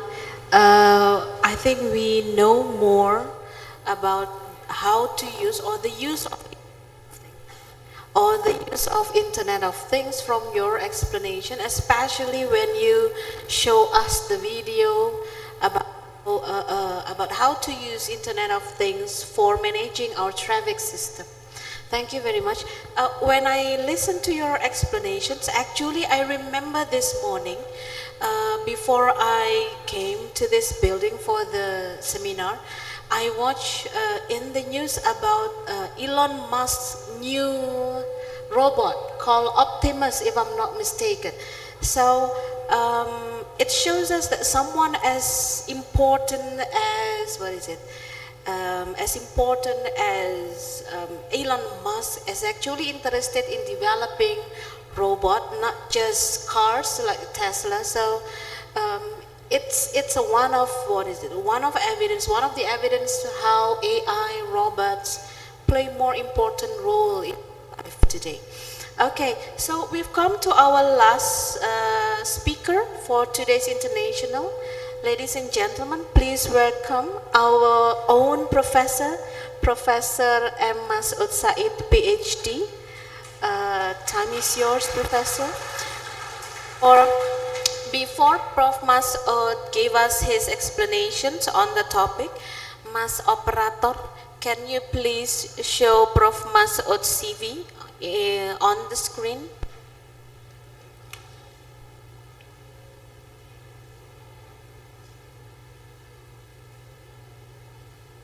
Okay, thank you very much. So, as we know, our Director of Postgraduate Programs here in Universitas Islam Malang is Professor M. Masud Said, PhD. And Prof. Masud wants to make his description on CV simpler. So that's why you can only see his PhD here on the slide.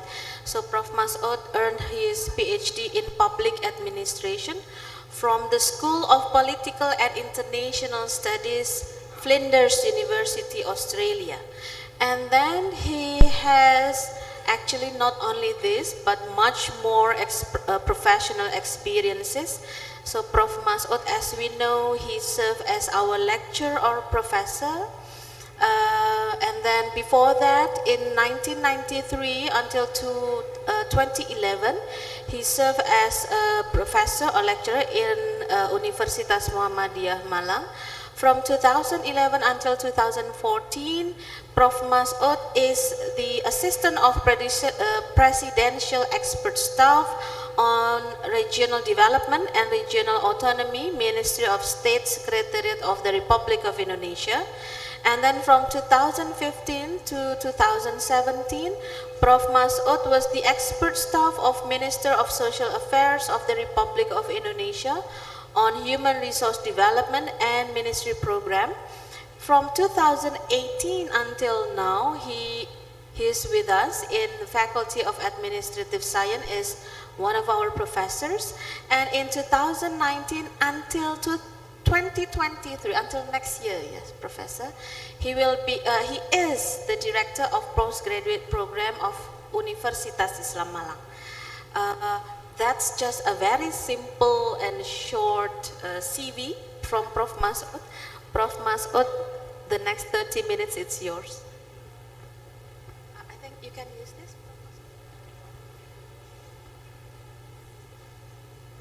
Thank you very much, Bu Noni. Ibu Dekan, Dean of Faculty of Social Sciences, Ibu Dr. Rini Rahayu Kurniawati. Thanks for this opportunity, and also the speakers, Associate Professor Adam bin Said of University of Sultan Syarif Ali. Thank you very much for your elaboration and also the example how we optimize our life with technology. And thank you very much for Dr. T.S. Lee T. Chuan, the Faculty of Technology Management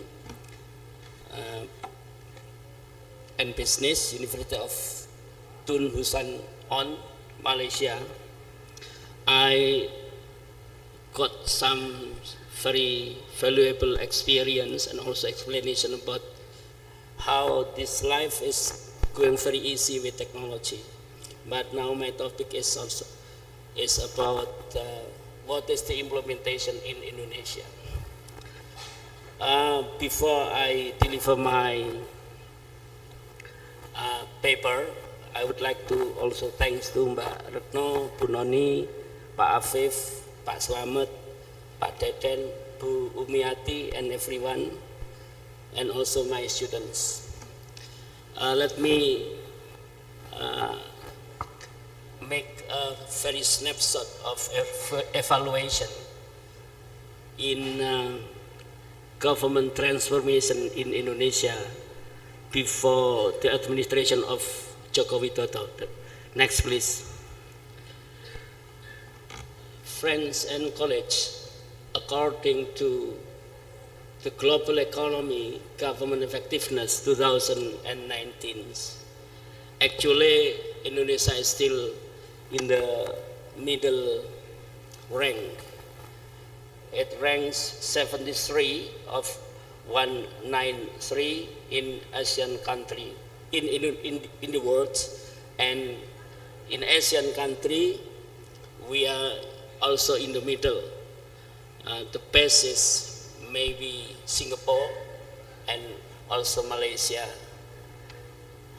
And then according to United Nations government survey, Indonesia also ranks 99th of 193 countries under Asian countries. So actually it is just reference, it is not formal evaluation, so be careful about that. And then when we are going to the academics, the faculty member, and also making interview with people, the perception of government of Indonesia is also in two-sided. Some are saying that our government is very good. I remember that if someone saying that our government is very good, they are actually the senior official of Indonesia. But according to the people, it is not. And then it is very interesting to say that the State Minister of State Apparatus Utilization and Bureaucratic Reform, Menpan RB, also said that out of 1,500,000 apparatus, only 5% of them are best apparatus. Adik-adik, if we see 1.5 million ASN or apparatus, only 5% of them are the best. And the lower is very good, but most of them are, lazy, and then it is reluctant to change and so on. Now, let me also giving you some insight that under Joko Widodo administration, now Indonesia has begun the initial bureaucratic reform by implementation of e-government in the local and also in some ministries, and then it is shown by enactment of regulation related with open and official based website services. Some are now building e-government like what happened in Asian countries and Southeast Asian countries. And if you go to Banyuwangi, Sidoarjo, Surabaya, and also Malang, you will find mall pelayanan publik. Mall pelayanan publik is one-stop service unit, Pak Adam. Some government are now building unit of mall pelayanan publik, one-stop service unit, to make sure that every services are undergoing very well, and they are not very need long time and very expensive and so on. And the Jokowi Dodo administration not only building roads, airport, infrastructure, but also give some progress in the 34. Now our province is not 34, but 37, because there are new provinces in Papua. And then also in 516 cities, we have 516 kabupaten kota in Indonesia. I don't know in Brunei Darussalam. I think in Brunei Darussalam, no more than how many cities, kabupaten you have? 20? Only 4. So if only 4, sama dengan Malang Raya. Let me also mention that government of Indonesia is now undergoing very fast changing reform by enacting regulations. For example, making state minister of state apparatus utilization and bureaucratic reform. So bureaucratic reform become an agenda of government of Indonesia since maybe 2014. Kantor Menpan RB is showing up about the intention of government of Indonesia to reform the government. And also digital transformation by enactment of government regulation, Peraturan Presiden number 95 2018. Next slide please, thank you. Next slide please, thank you. Next. Indonesia's local government, we are now evaluating local government. 516 local government in Indonesia has also provided services to its people to access through the official website. Every single local government is now has its own websites, even kecamatan and also desa. We have around 82,000 desa and kelurahan Indonesia. Don't compare it to Brunei Darussalam or Singapore or Malaysia, because Indonesia is huge. Indonesia itu raksasa. Jangan dibanding-bandingkan, ojo dibanding-bandingke. Karena Indonesia terlalu besar. It's too wide to compare it with, not apple to apple to compare it with any neighboring countries.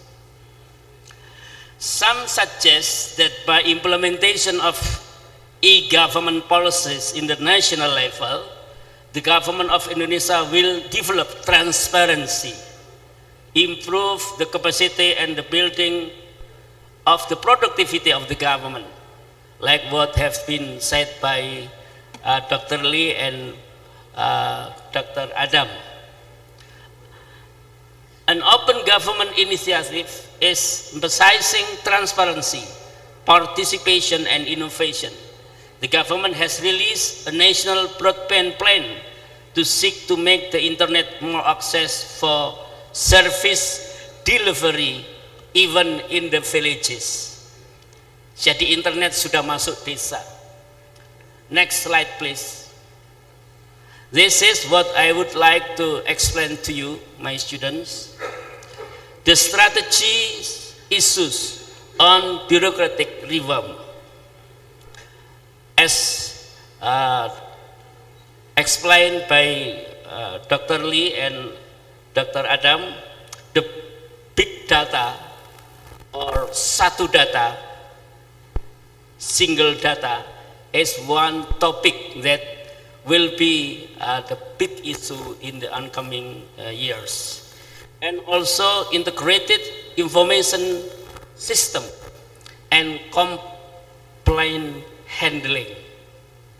Ibu Dekan, please provide kotak box for complaint handling. Kotak pengajuan. Kotak pengaduan.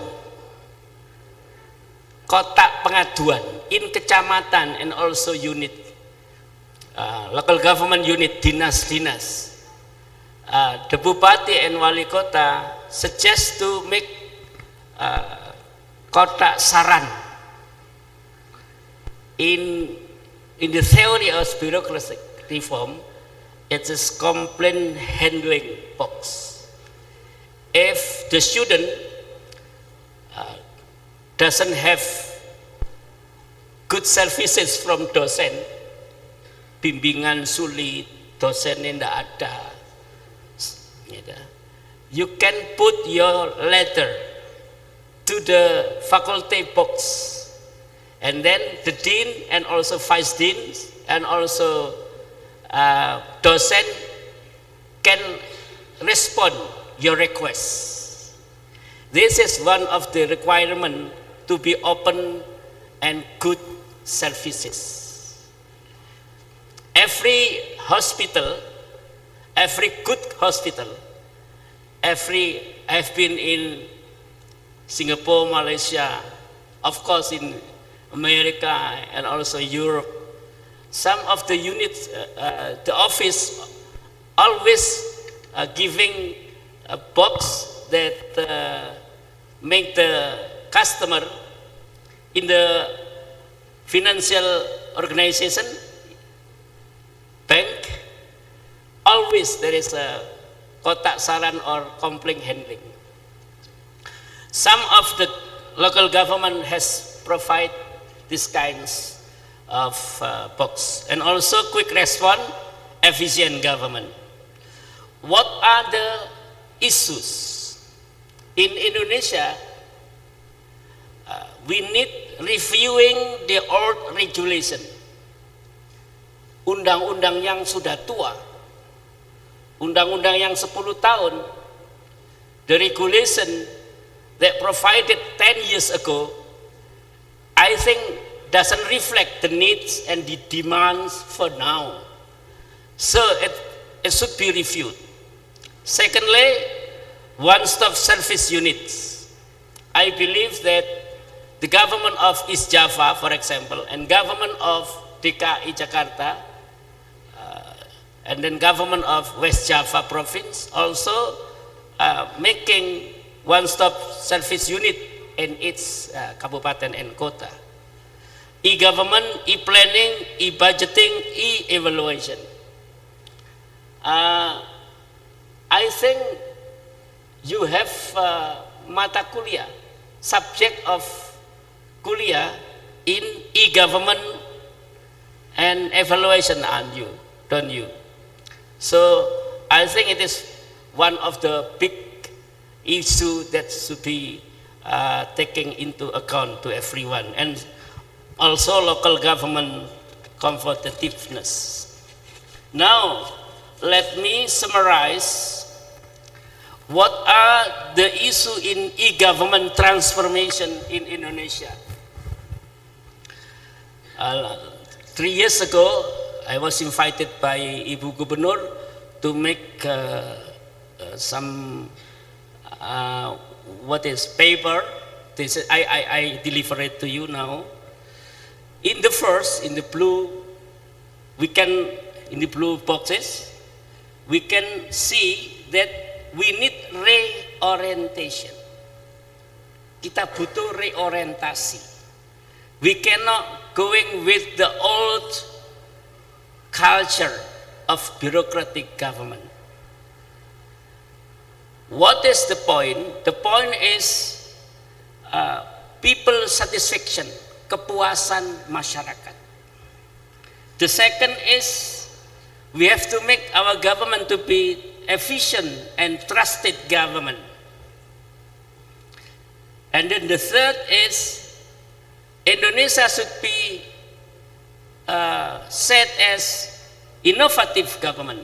If we compare to Singapore, I think we have to say that government of Indonesia should learn more about this kind of things to our neighboring country. Maybe I have told Pak Adam, what do you think if you compare the implementation of innovation in Indonesia compared with Brunei Darussalam? He said, I think we are almost the same, sama saja. Again, jangan dibanding-bandingkan, because Indonesia is Indonesia. But we have to learn to our neighboring country. We have to adopt some progress and some development, innovation in our neighboring country. This is what we have to do. And then big data. Everything should be real time. Anak kos-kosan in Dinoyo, if you are hungry at night, you don't need to go out to your house. You just click your application and then mau bakso, mau tahu campur, it's up to you. And then one-stop service. And then second is system and facilities. Number one in system and facilities, we have to settle IT devices and also information unit and professional team. I don't know in VIA whether or not there are young troops of IT like what I have in Pasca Sarjana. Pak Irsi, in Pasca Sarjana, there is a special unit, only 3 person who provide some information all about Pasca Sarjana, news, data, and also everything. And I think, I hope, as a professor of VIA, Unisma, I suggest that in VIA you have also what I call young troops, IT young troops, pasukan muda IT, Pak Afif. If you don't have pasukan muda, I don't believe in myself when we are talking about gadget. Because when we are playing game in the gadget, in my mobile phone, my kids in the year of 6th in SD is better than me. So it needs young troops. Saya lebih percaya anak muda daripada orang tua urusan handphone dan IT. Karena saya yang katanya profesor kalah sama anak saya yang kelas 6 SD. Itu yang guru besar, Pak Hirsi. Apalagi guru kecil. And then, sorry, it is bahasa Indonesia, daya dukung, supporting units and environment. Quality service control, senior official deployment. What does it mean? Every single progress in IT, in developing IT system, you need expert. Experts is senior official deployment. Expert like Dr. Lee and Pak Adam. Because Bu Umiati and me is not experts in IT. Gradul. So we have to invite someone from technology, from IT background to develop the system. And then linkage and accessibility. Dear friends, colleges, and the speakers, let me also give some information about the process of innovation in government. Next slide, please.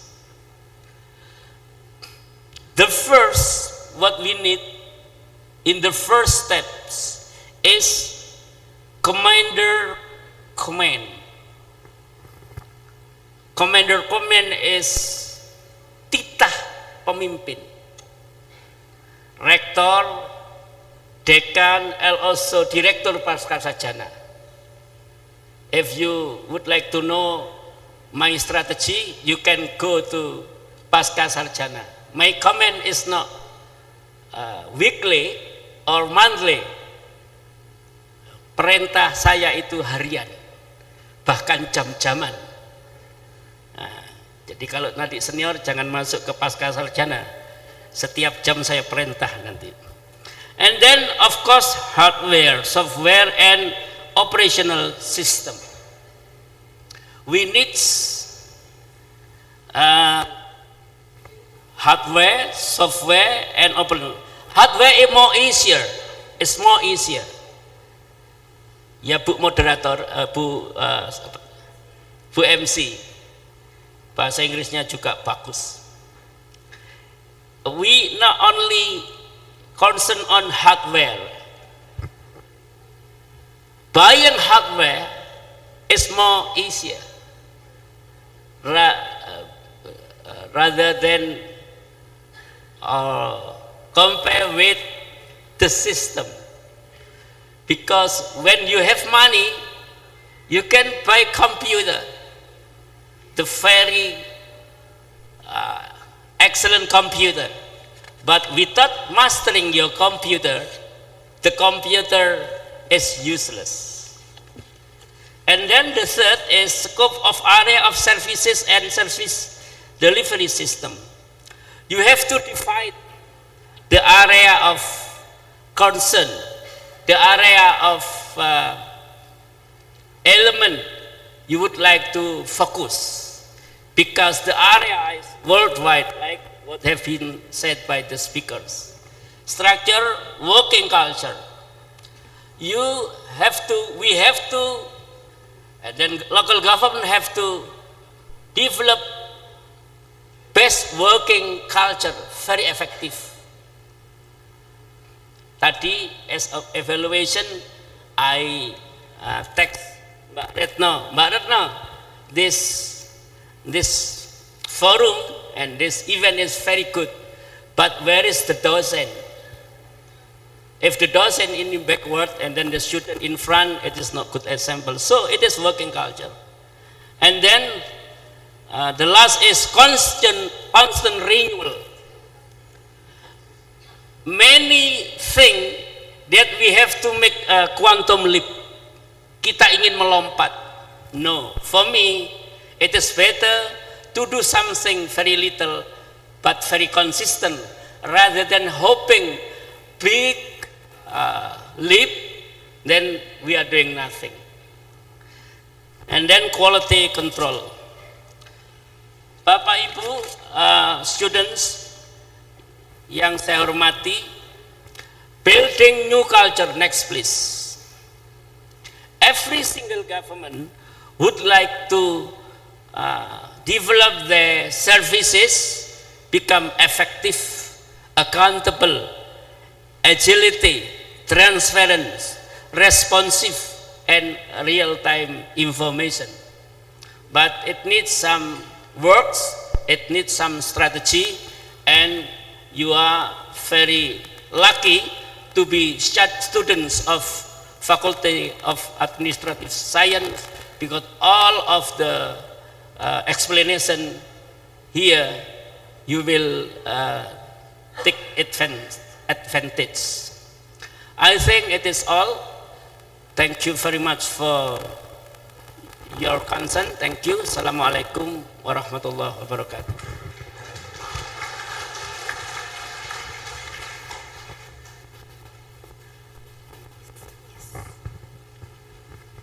Thank you very much, Prof. Masud, for your thorough explanations on the use of technology in government, which is especially about e-government.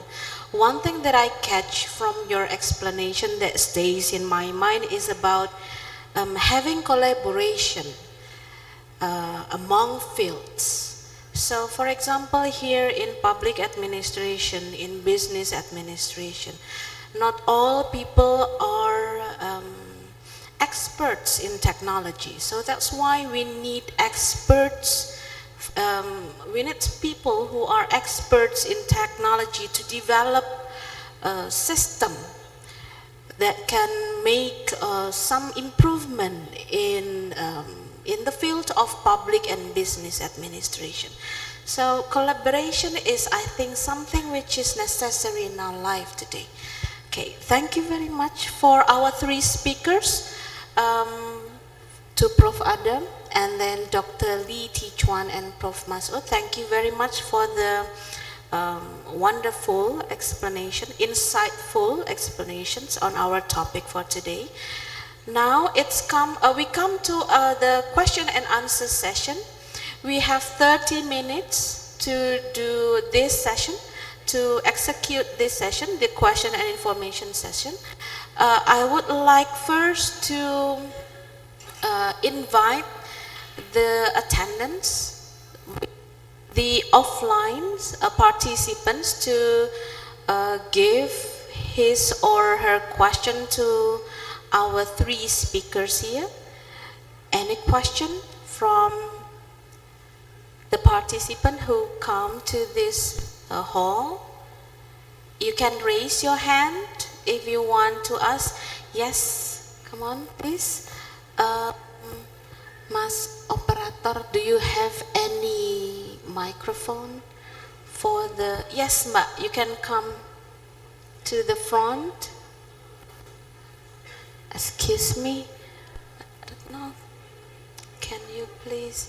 Yes, please. Mas, can you help me? Thank you very much. Yes, please, Mbak, you can come here to the front. Please mention your name. Yes, okay. Please mention your name and from what program, from what university you from, and then you can tell us your question.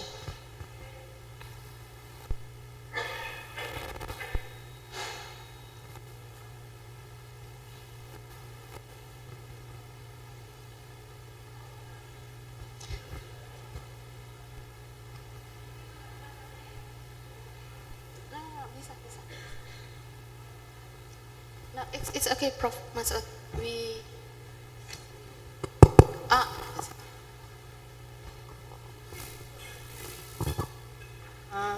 Assalamualaikum warahmatullahi wabarakatuh. Waalaikumsalam warahmatullahi wabarakatuh. Thanks so much for ma'am and sir for opportunity given me for asking question in this session. Before I want to introduce myself, my name is Dwi Awalia and I'm from Business Administration of Administration Faculty at University of Islam Malang. Okay. As we know, advantage of IoT is minimize human work and effort, save time and effort, and good for personal safety and security. So my question is, what kind of skill are needed in 2035 if a lot of all human jobs are replaced by artificial intelligence or technology, especially for us that will be as fresh graduate next year, inshallah. I mean, okay. So to whom your question is for? Maybe I want to ask for Prof. Dr. Adam. Oh, Yeah. okay, yes. So let's have one question by one question. So let's have one question, and then we can have another question after the first question is being answered. All right? Okay. So Prof. Adam, this question is for you. I think what she wants to ask is about the role of the people, right? Yes, Right. Dwi? Yes. The role of the people when we have what is it? When the role of the Internet of Things, the AI, and so on, the technology is so important nowadays. So what's the role of the people, especially in 2035 for the SDGs? Yes.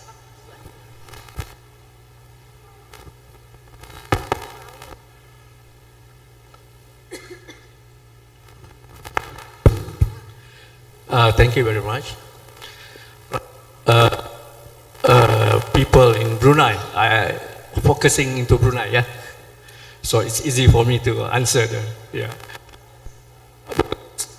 because it's different scenario if it is in Indonesia. That's why I'm focusing in Brunei. Since you said that it is 2035, well, in Brunei, role of people still the same. We are balanced, yeah, balanced with technology and people. You can be, because 2035, you become a robot. No, cannot. Yeah, you still are people. You still people with your ethic, with your culture, with your budaya. Yeah, everything you still there. Yeah, only thing your knowledge. Yeah, knowledge how to know all these IoT things. Yeah, you need to expand, you need to learn, you need to apply the knowledge of IoT in the year of 2035. As we said in our wawasan, our what you call vision 2035, because of the quality of education, we have to learn what technology is all about from now to until 2035. Well, the people still have to learn the IT. The people in Brunei also have to follow the religion, all the religion tasks, all the religion responsibility still there. That's why we have to balance with Negara Brunei, Negara Zikir, with the technology, the expand or the what you call the fastest technology in Brunei. Although it's fastest technology in Brunei, but the role of people still the same with to balance with the religious responsibility. That's focusing in Brunei Darussalam. Yeah. Only thing you have to learn more. You have to read more. You have to apply the knowledge of information technology to focus what area you are into. Yeah. If you are really focused in robotic, for example, you go to the robotic, you learn more in robotic, but don't forget your ethic, your budaya, your everything, your knowledge in religious. That one still you have to maintain, you have to do your responsibility. Yeah, I think that's can give you the ideas about it. Thank you. Okay, thank you very much, Prof. Adam. So, human will not disappear. Human being, humane will not disappear even though we have advanced technology. The second question, from that side, we will have someone from that side, please. Moderator? Yes, Dr. Chuan. Maybe I can add some. Yes, of course, answer. of course. Is it possible? Yes, sure. Maybe I think I forgot the name, but I think maybe she's scared that she cannot secure the job after graduation if advanced technology already replaced the skill. Yes. But actually, even though we have advanced technology, but we are trying to change our skill from semi-skilled worker to highly skilled worker. For example, in Malaysia, we are very emphasized on how to transform our worker from semi-skilled to highly skilled. For my advice as a student for maybe nowadays, you have to learn two very important software. I'm still learning right now. The first software is Python. You have to know how to run the Python because Python is very important for you to automate or you want to analyze the data. And the second software you have to learn is SAP. I don't know what is the full name for SAP, but SAP basically is a software to help you to predict and analyze the big data.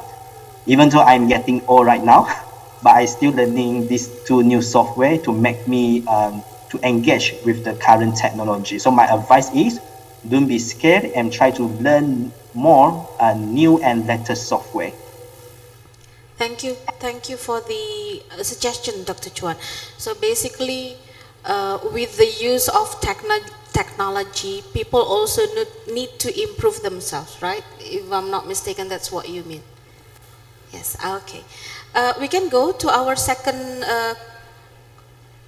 person. Okay. Assalamualaikum warahmatullahi wabarakatuh. Excuse me, my name is Cecilia Valentina. I'm from University of Islam Manga and Business Administration. In today's life, there are many discourses and plans for future transfer, ranging from fuel oil to renewable energy. Cars will also become electric cars. But amid the rise of technological sophistication, there are also various events such as hacker, ranging from data personal, institution, and vehicle that ultimately for many parties. And my question is, how shall the government make rules and system to counteract all the problems that occur today before technological sophistication spread massively and evenly took out the country? Thank you so much. Cecilia, right? Your name is Yes. Cecilia. Okay. Who do you expect to answer your question? To all speakers. Oh, okay. Thank To you. all speakers. Good. Yes. So let's start with Dr. Lee T. Chuan. Dr. Chuan, can you give your answer to the second question? Maybe first of all, I'm not very expertise in governments or website service or anything, but my answer is most like every technology or current technology has its own disadvantages and limitations, and the technology is always evolved from one stage to another stage. So maybe for the issue of the hackers, maybe it's not maybe, but basically the data security, for example, like smart factory, they are keep improving the data security. But for example, they are using IoT, try to detect what is the loophole of the website and try to detect what is the loophole of the machine and system. So in order to prevent some attack from the hackers. And maybe just now you have mentioned about the electric car. Okay, as I mentioned just now, currently we are using 4G or 5G maybe to run the electric car, and maybe it will cause some unwanted accidents. But believe me, so we are going to 6G or maybe 7G, which make the communication between the machine and also system become more easier and faster, and all this kind of the unwanted accident or unwanted unwanted things will not be frequently occur in future time. So as mentioned by moderator just now, the Elon Musk is still improving. They are trying to invent some Optimus. Okay, they are trying to invent some new system. So the system itself is keep improving.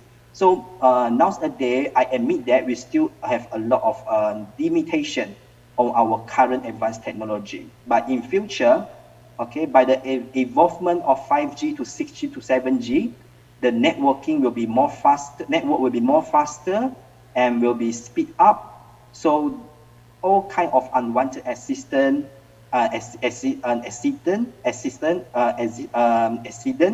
can be avoided easily in future. Thank you very much, Dr. Chuan. Still for the same question, I would like to invite Prof. Masud to answer still the second question. Yes.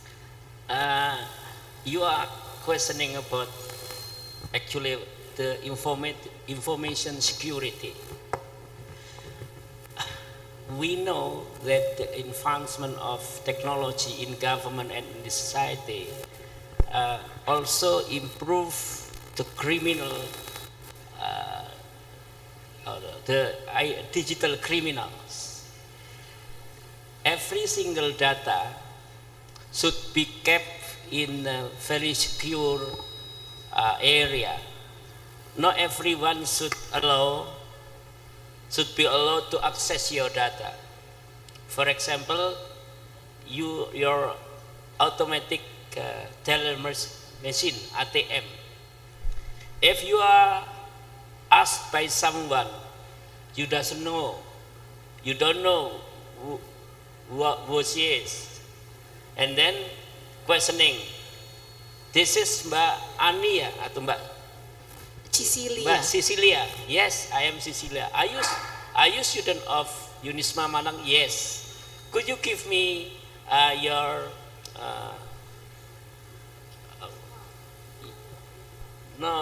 the address first, the address, okay. And then date of birth, tanggal lahir, and so on, and then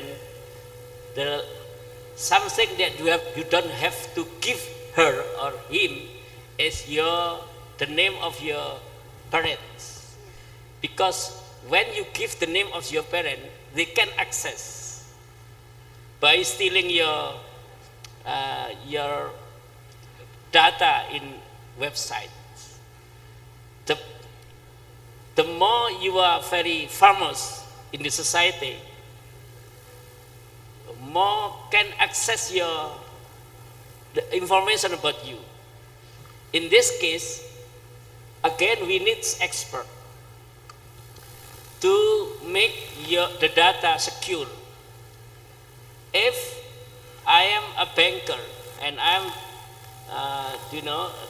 higher level management of a bank, for example, it is very dangerous to me to give everything to everyone. So I have to keep my information. Even it is impossible also for me to keep my information to be disclosed. Because in the era of open society, in the era of technology, in the era of IoT, everything is to be very open. But there are some things that you have to keep in very secure box. Secondly, the transformation of digital crime is now very. For example, if you borrow a money in pinjol, there is some question that will trap you. For example, are you Mas'ud Said? Yes. I need a money. I need borrow a money. 300, like what we has been said by Professor Mahfud MD. And then your address, your date of birth, and then your everything, your information about you. And then needs money only 1 million. But there is also option that if you borrow 1 million, you have to pay it back within a month. If not, you will be pay more. For example, 10%. If you late, and then 20%, and you can say yes. Semuanya yes. And then within 3 months, your credit, your debit will be 10 times with the current account. So it is very dangerous. It is one example of information security, one example of digital crime in the internet era. Thank you. So before asking the government to to stop or to prevent things to happen, we ourselves as the person need to be responsible with our own personal data. That's it, right? Do you know the very famous name today? Bjorka. Bjorka can access every state information, every single in the istana, in the kepolisian, in the campus. As Pak Adam said that, if my wife is not trusting me, tidak percaya saya, every hours she will seek me by internet, where is my husband? Mana suamiku? And when I'm going to some place they are not intended, oh suamiku sedang dengan perempuan lain. Padahal perempuan lain itu moderator misalnya atau budekan gitu kan. Tidak dalam rangka it is not intended to doing something wrong, but it is professional work. It is very dangerous. Salah paham, misunderstanding also increase very high. Increase very high. If you don't confirm the information, for example, if you need Google Map, Google Drive. If you go to, for example, your kos-kosan, if you don't know the kos-kosan, your friend's kos-kosan, do you know the Google will make it shorter, and then masuk ke lubang-lubang buaya segala macam. That is example. So be aware with the security and be yourself, and human is still being human. Don't lose your humanity by taking advance in IT. Thank you. Yes, the last speaker to answer still the second question, because we have 3 speakers to answer the second question. Yes, Prof. Adam. Yeah, right. Just 2 points from me. I think that's important. You have to know that the IT awareness, ya, kesadaran di dalam IT itu sendiri, the IT awareness. You need to aware the current scenario, the current news that you heard. Yeah, you take it, you think about it. Which one is the positive? Which one is the negative? So you have to judge. You have to, think which one is the right way for you. Yeah, that's the one thing. The other thing is you need to update yourself. Update. Yeah, of course you need to listen to the news. You have to read. Maybe newspaper is not really what you call today. It's already in the website maybe, or you are listening from the radio or TV. Yeah, so you need to update yourself every time. So in that sense, you know what's going on. Yeah, today, and maybe you can predict what's the future technologies, what's the future scenario it's going to be. Yeah, so that's you have to remember awareness and update yourself. Yeah, thank you. Thank you, Prof. Adam. So from the last speaker, still about how to prevent bad things happen because of the development of the technology, is that you still need to be aware of yourself, and you need to keep yourself stay updated with the news, with the development of technology, with what's going on around us. Ladies and gentlemen, dear participants, I think because of the limitation of the time, we only have 2 questions. Sorry for not being able to have more questions, but I'm sorry once again. Because of the limitations of the time, I think the second question, the answer from Prof. Adam will be the closing, the closing discussion for our today's seminar, international seminar. But before we end our discussion, there is someone from one of the online participants who asked your permissions from the 3 speakers to, to distribute the material. Is it okay? Okay. So yes, you will have the PowerPoint slides from our 3 speakers today. It is distributable, so you will get a copy from the participant who asked this question online, I think the operator will distribute the materials online via Zoom. Okay. Thank you very much once again to Prof. Adam, Dr. Chuan. Hello. Thank you very much, Dr. Chuan, for the wonderful presentation and explanation today. Thank you for joining us from Malaysia. I hope we can see you soon here in UNISMA, Dr. Chuan.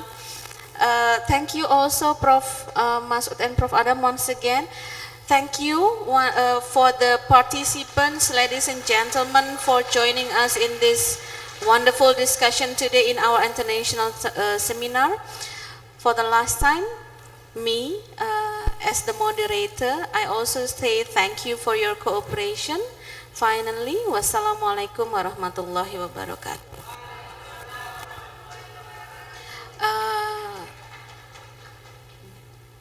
Bu MC, Bu Septina, I think you can close our seminar today. Thank you. Okay, thank you very much, ladies and gentlemen. We are going to the last agenda, that is a closing of the international seminar today. So before that, we would like to say thank you very much for the Dean of the Faculty of Administrative Science Universitas Islam Malang, Dr. Hajarini Rahayu Kurniati, MSc, along with the ranks, and also distinguished speakers in international seminar today, Assistant Professor Dr. Adam bin Haji Jaid, Director of Technology and Multimedia Center, University Islam Sultan Sarif Ali, Brunei Darussalam, and then T.S. Dr. Lee T. Chuan, who attend this meeting on the Zoom room meeting, from the Faculty of Technology Management and Business, University Tun Hussein on Malaysia.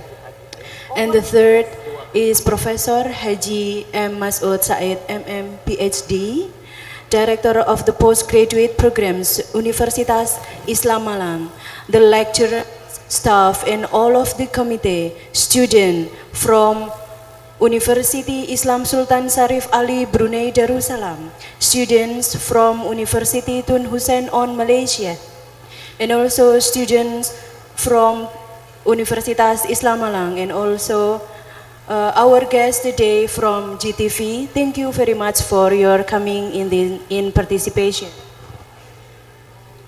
Okay, ladies and gentlemen, on behalf of the host and the organizing committee, we would like to extend once again our deepest appreciation for all of you in supporting this international seminar today, and also your question and attention. We hope that this event will give us the knowledge, especially for our students, and prove that this world is a better place to live if we only apply our learning in a good way.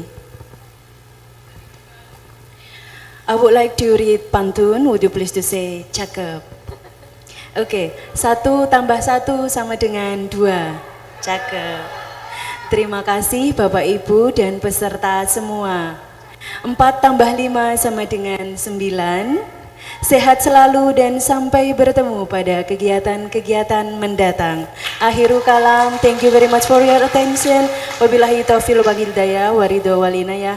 Wassalamualaikum warahmatullahi wabarakatuh. For the last part of this international seminar, we would like to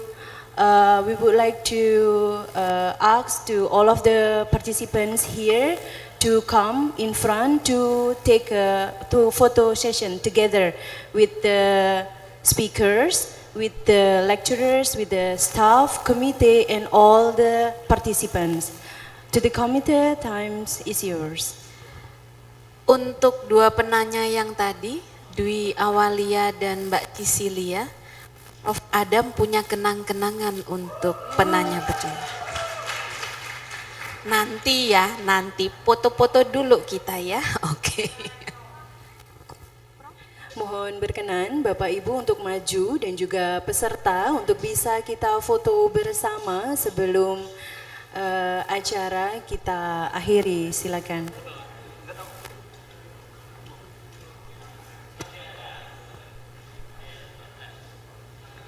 Bapak Ibu, monggo berkenan untuk maju.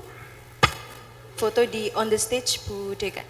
Untuk Bapak Ibu dosen di on the stage, dan untuk peserta yang hadir secara offline bisa juga maju bergabung untuk berfoto bersama.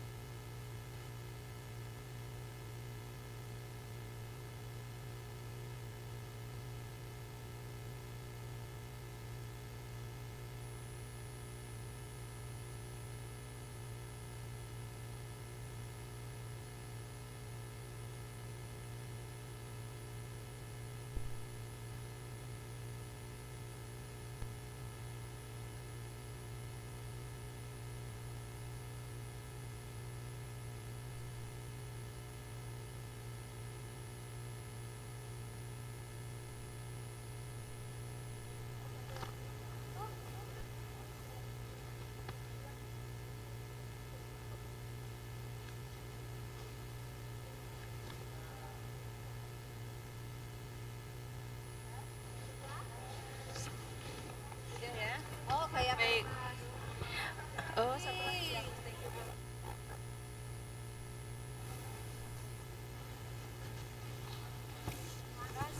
Okay, thank you very much for your coming, your participation and attention.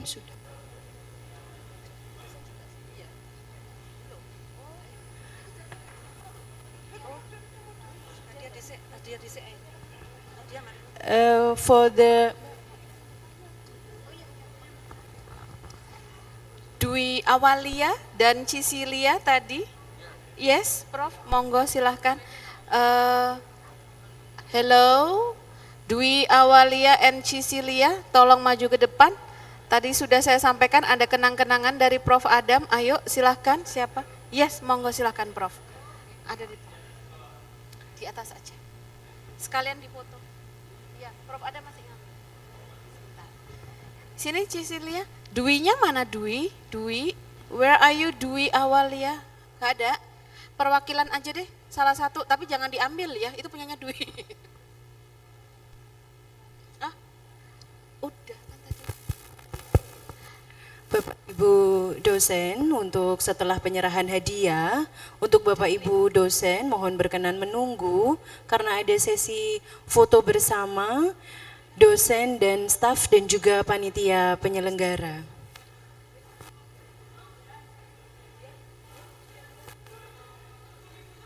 Kepada peserta yang bertanya untuk standby on the stage untuk sesi penyerahan hadiah. Kalau Dwi Awalia sudah tidak ada, salah satu teman untuk perwakilan boleh? Beda lagi. Ya, ada dua. Satu lagi, temannya Dwi ada? Oke, Boleh salah satu saja untuk mewakili, ayo siapa perwakilannya Dwi?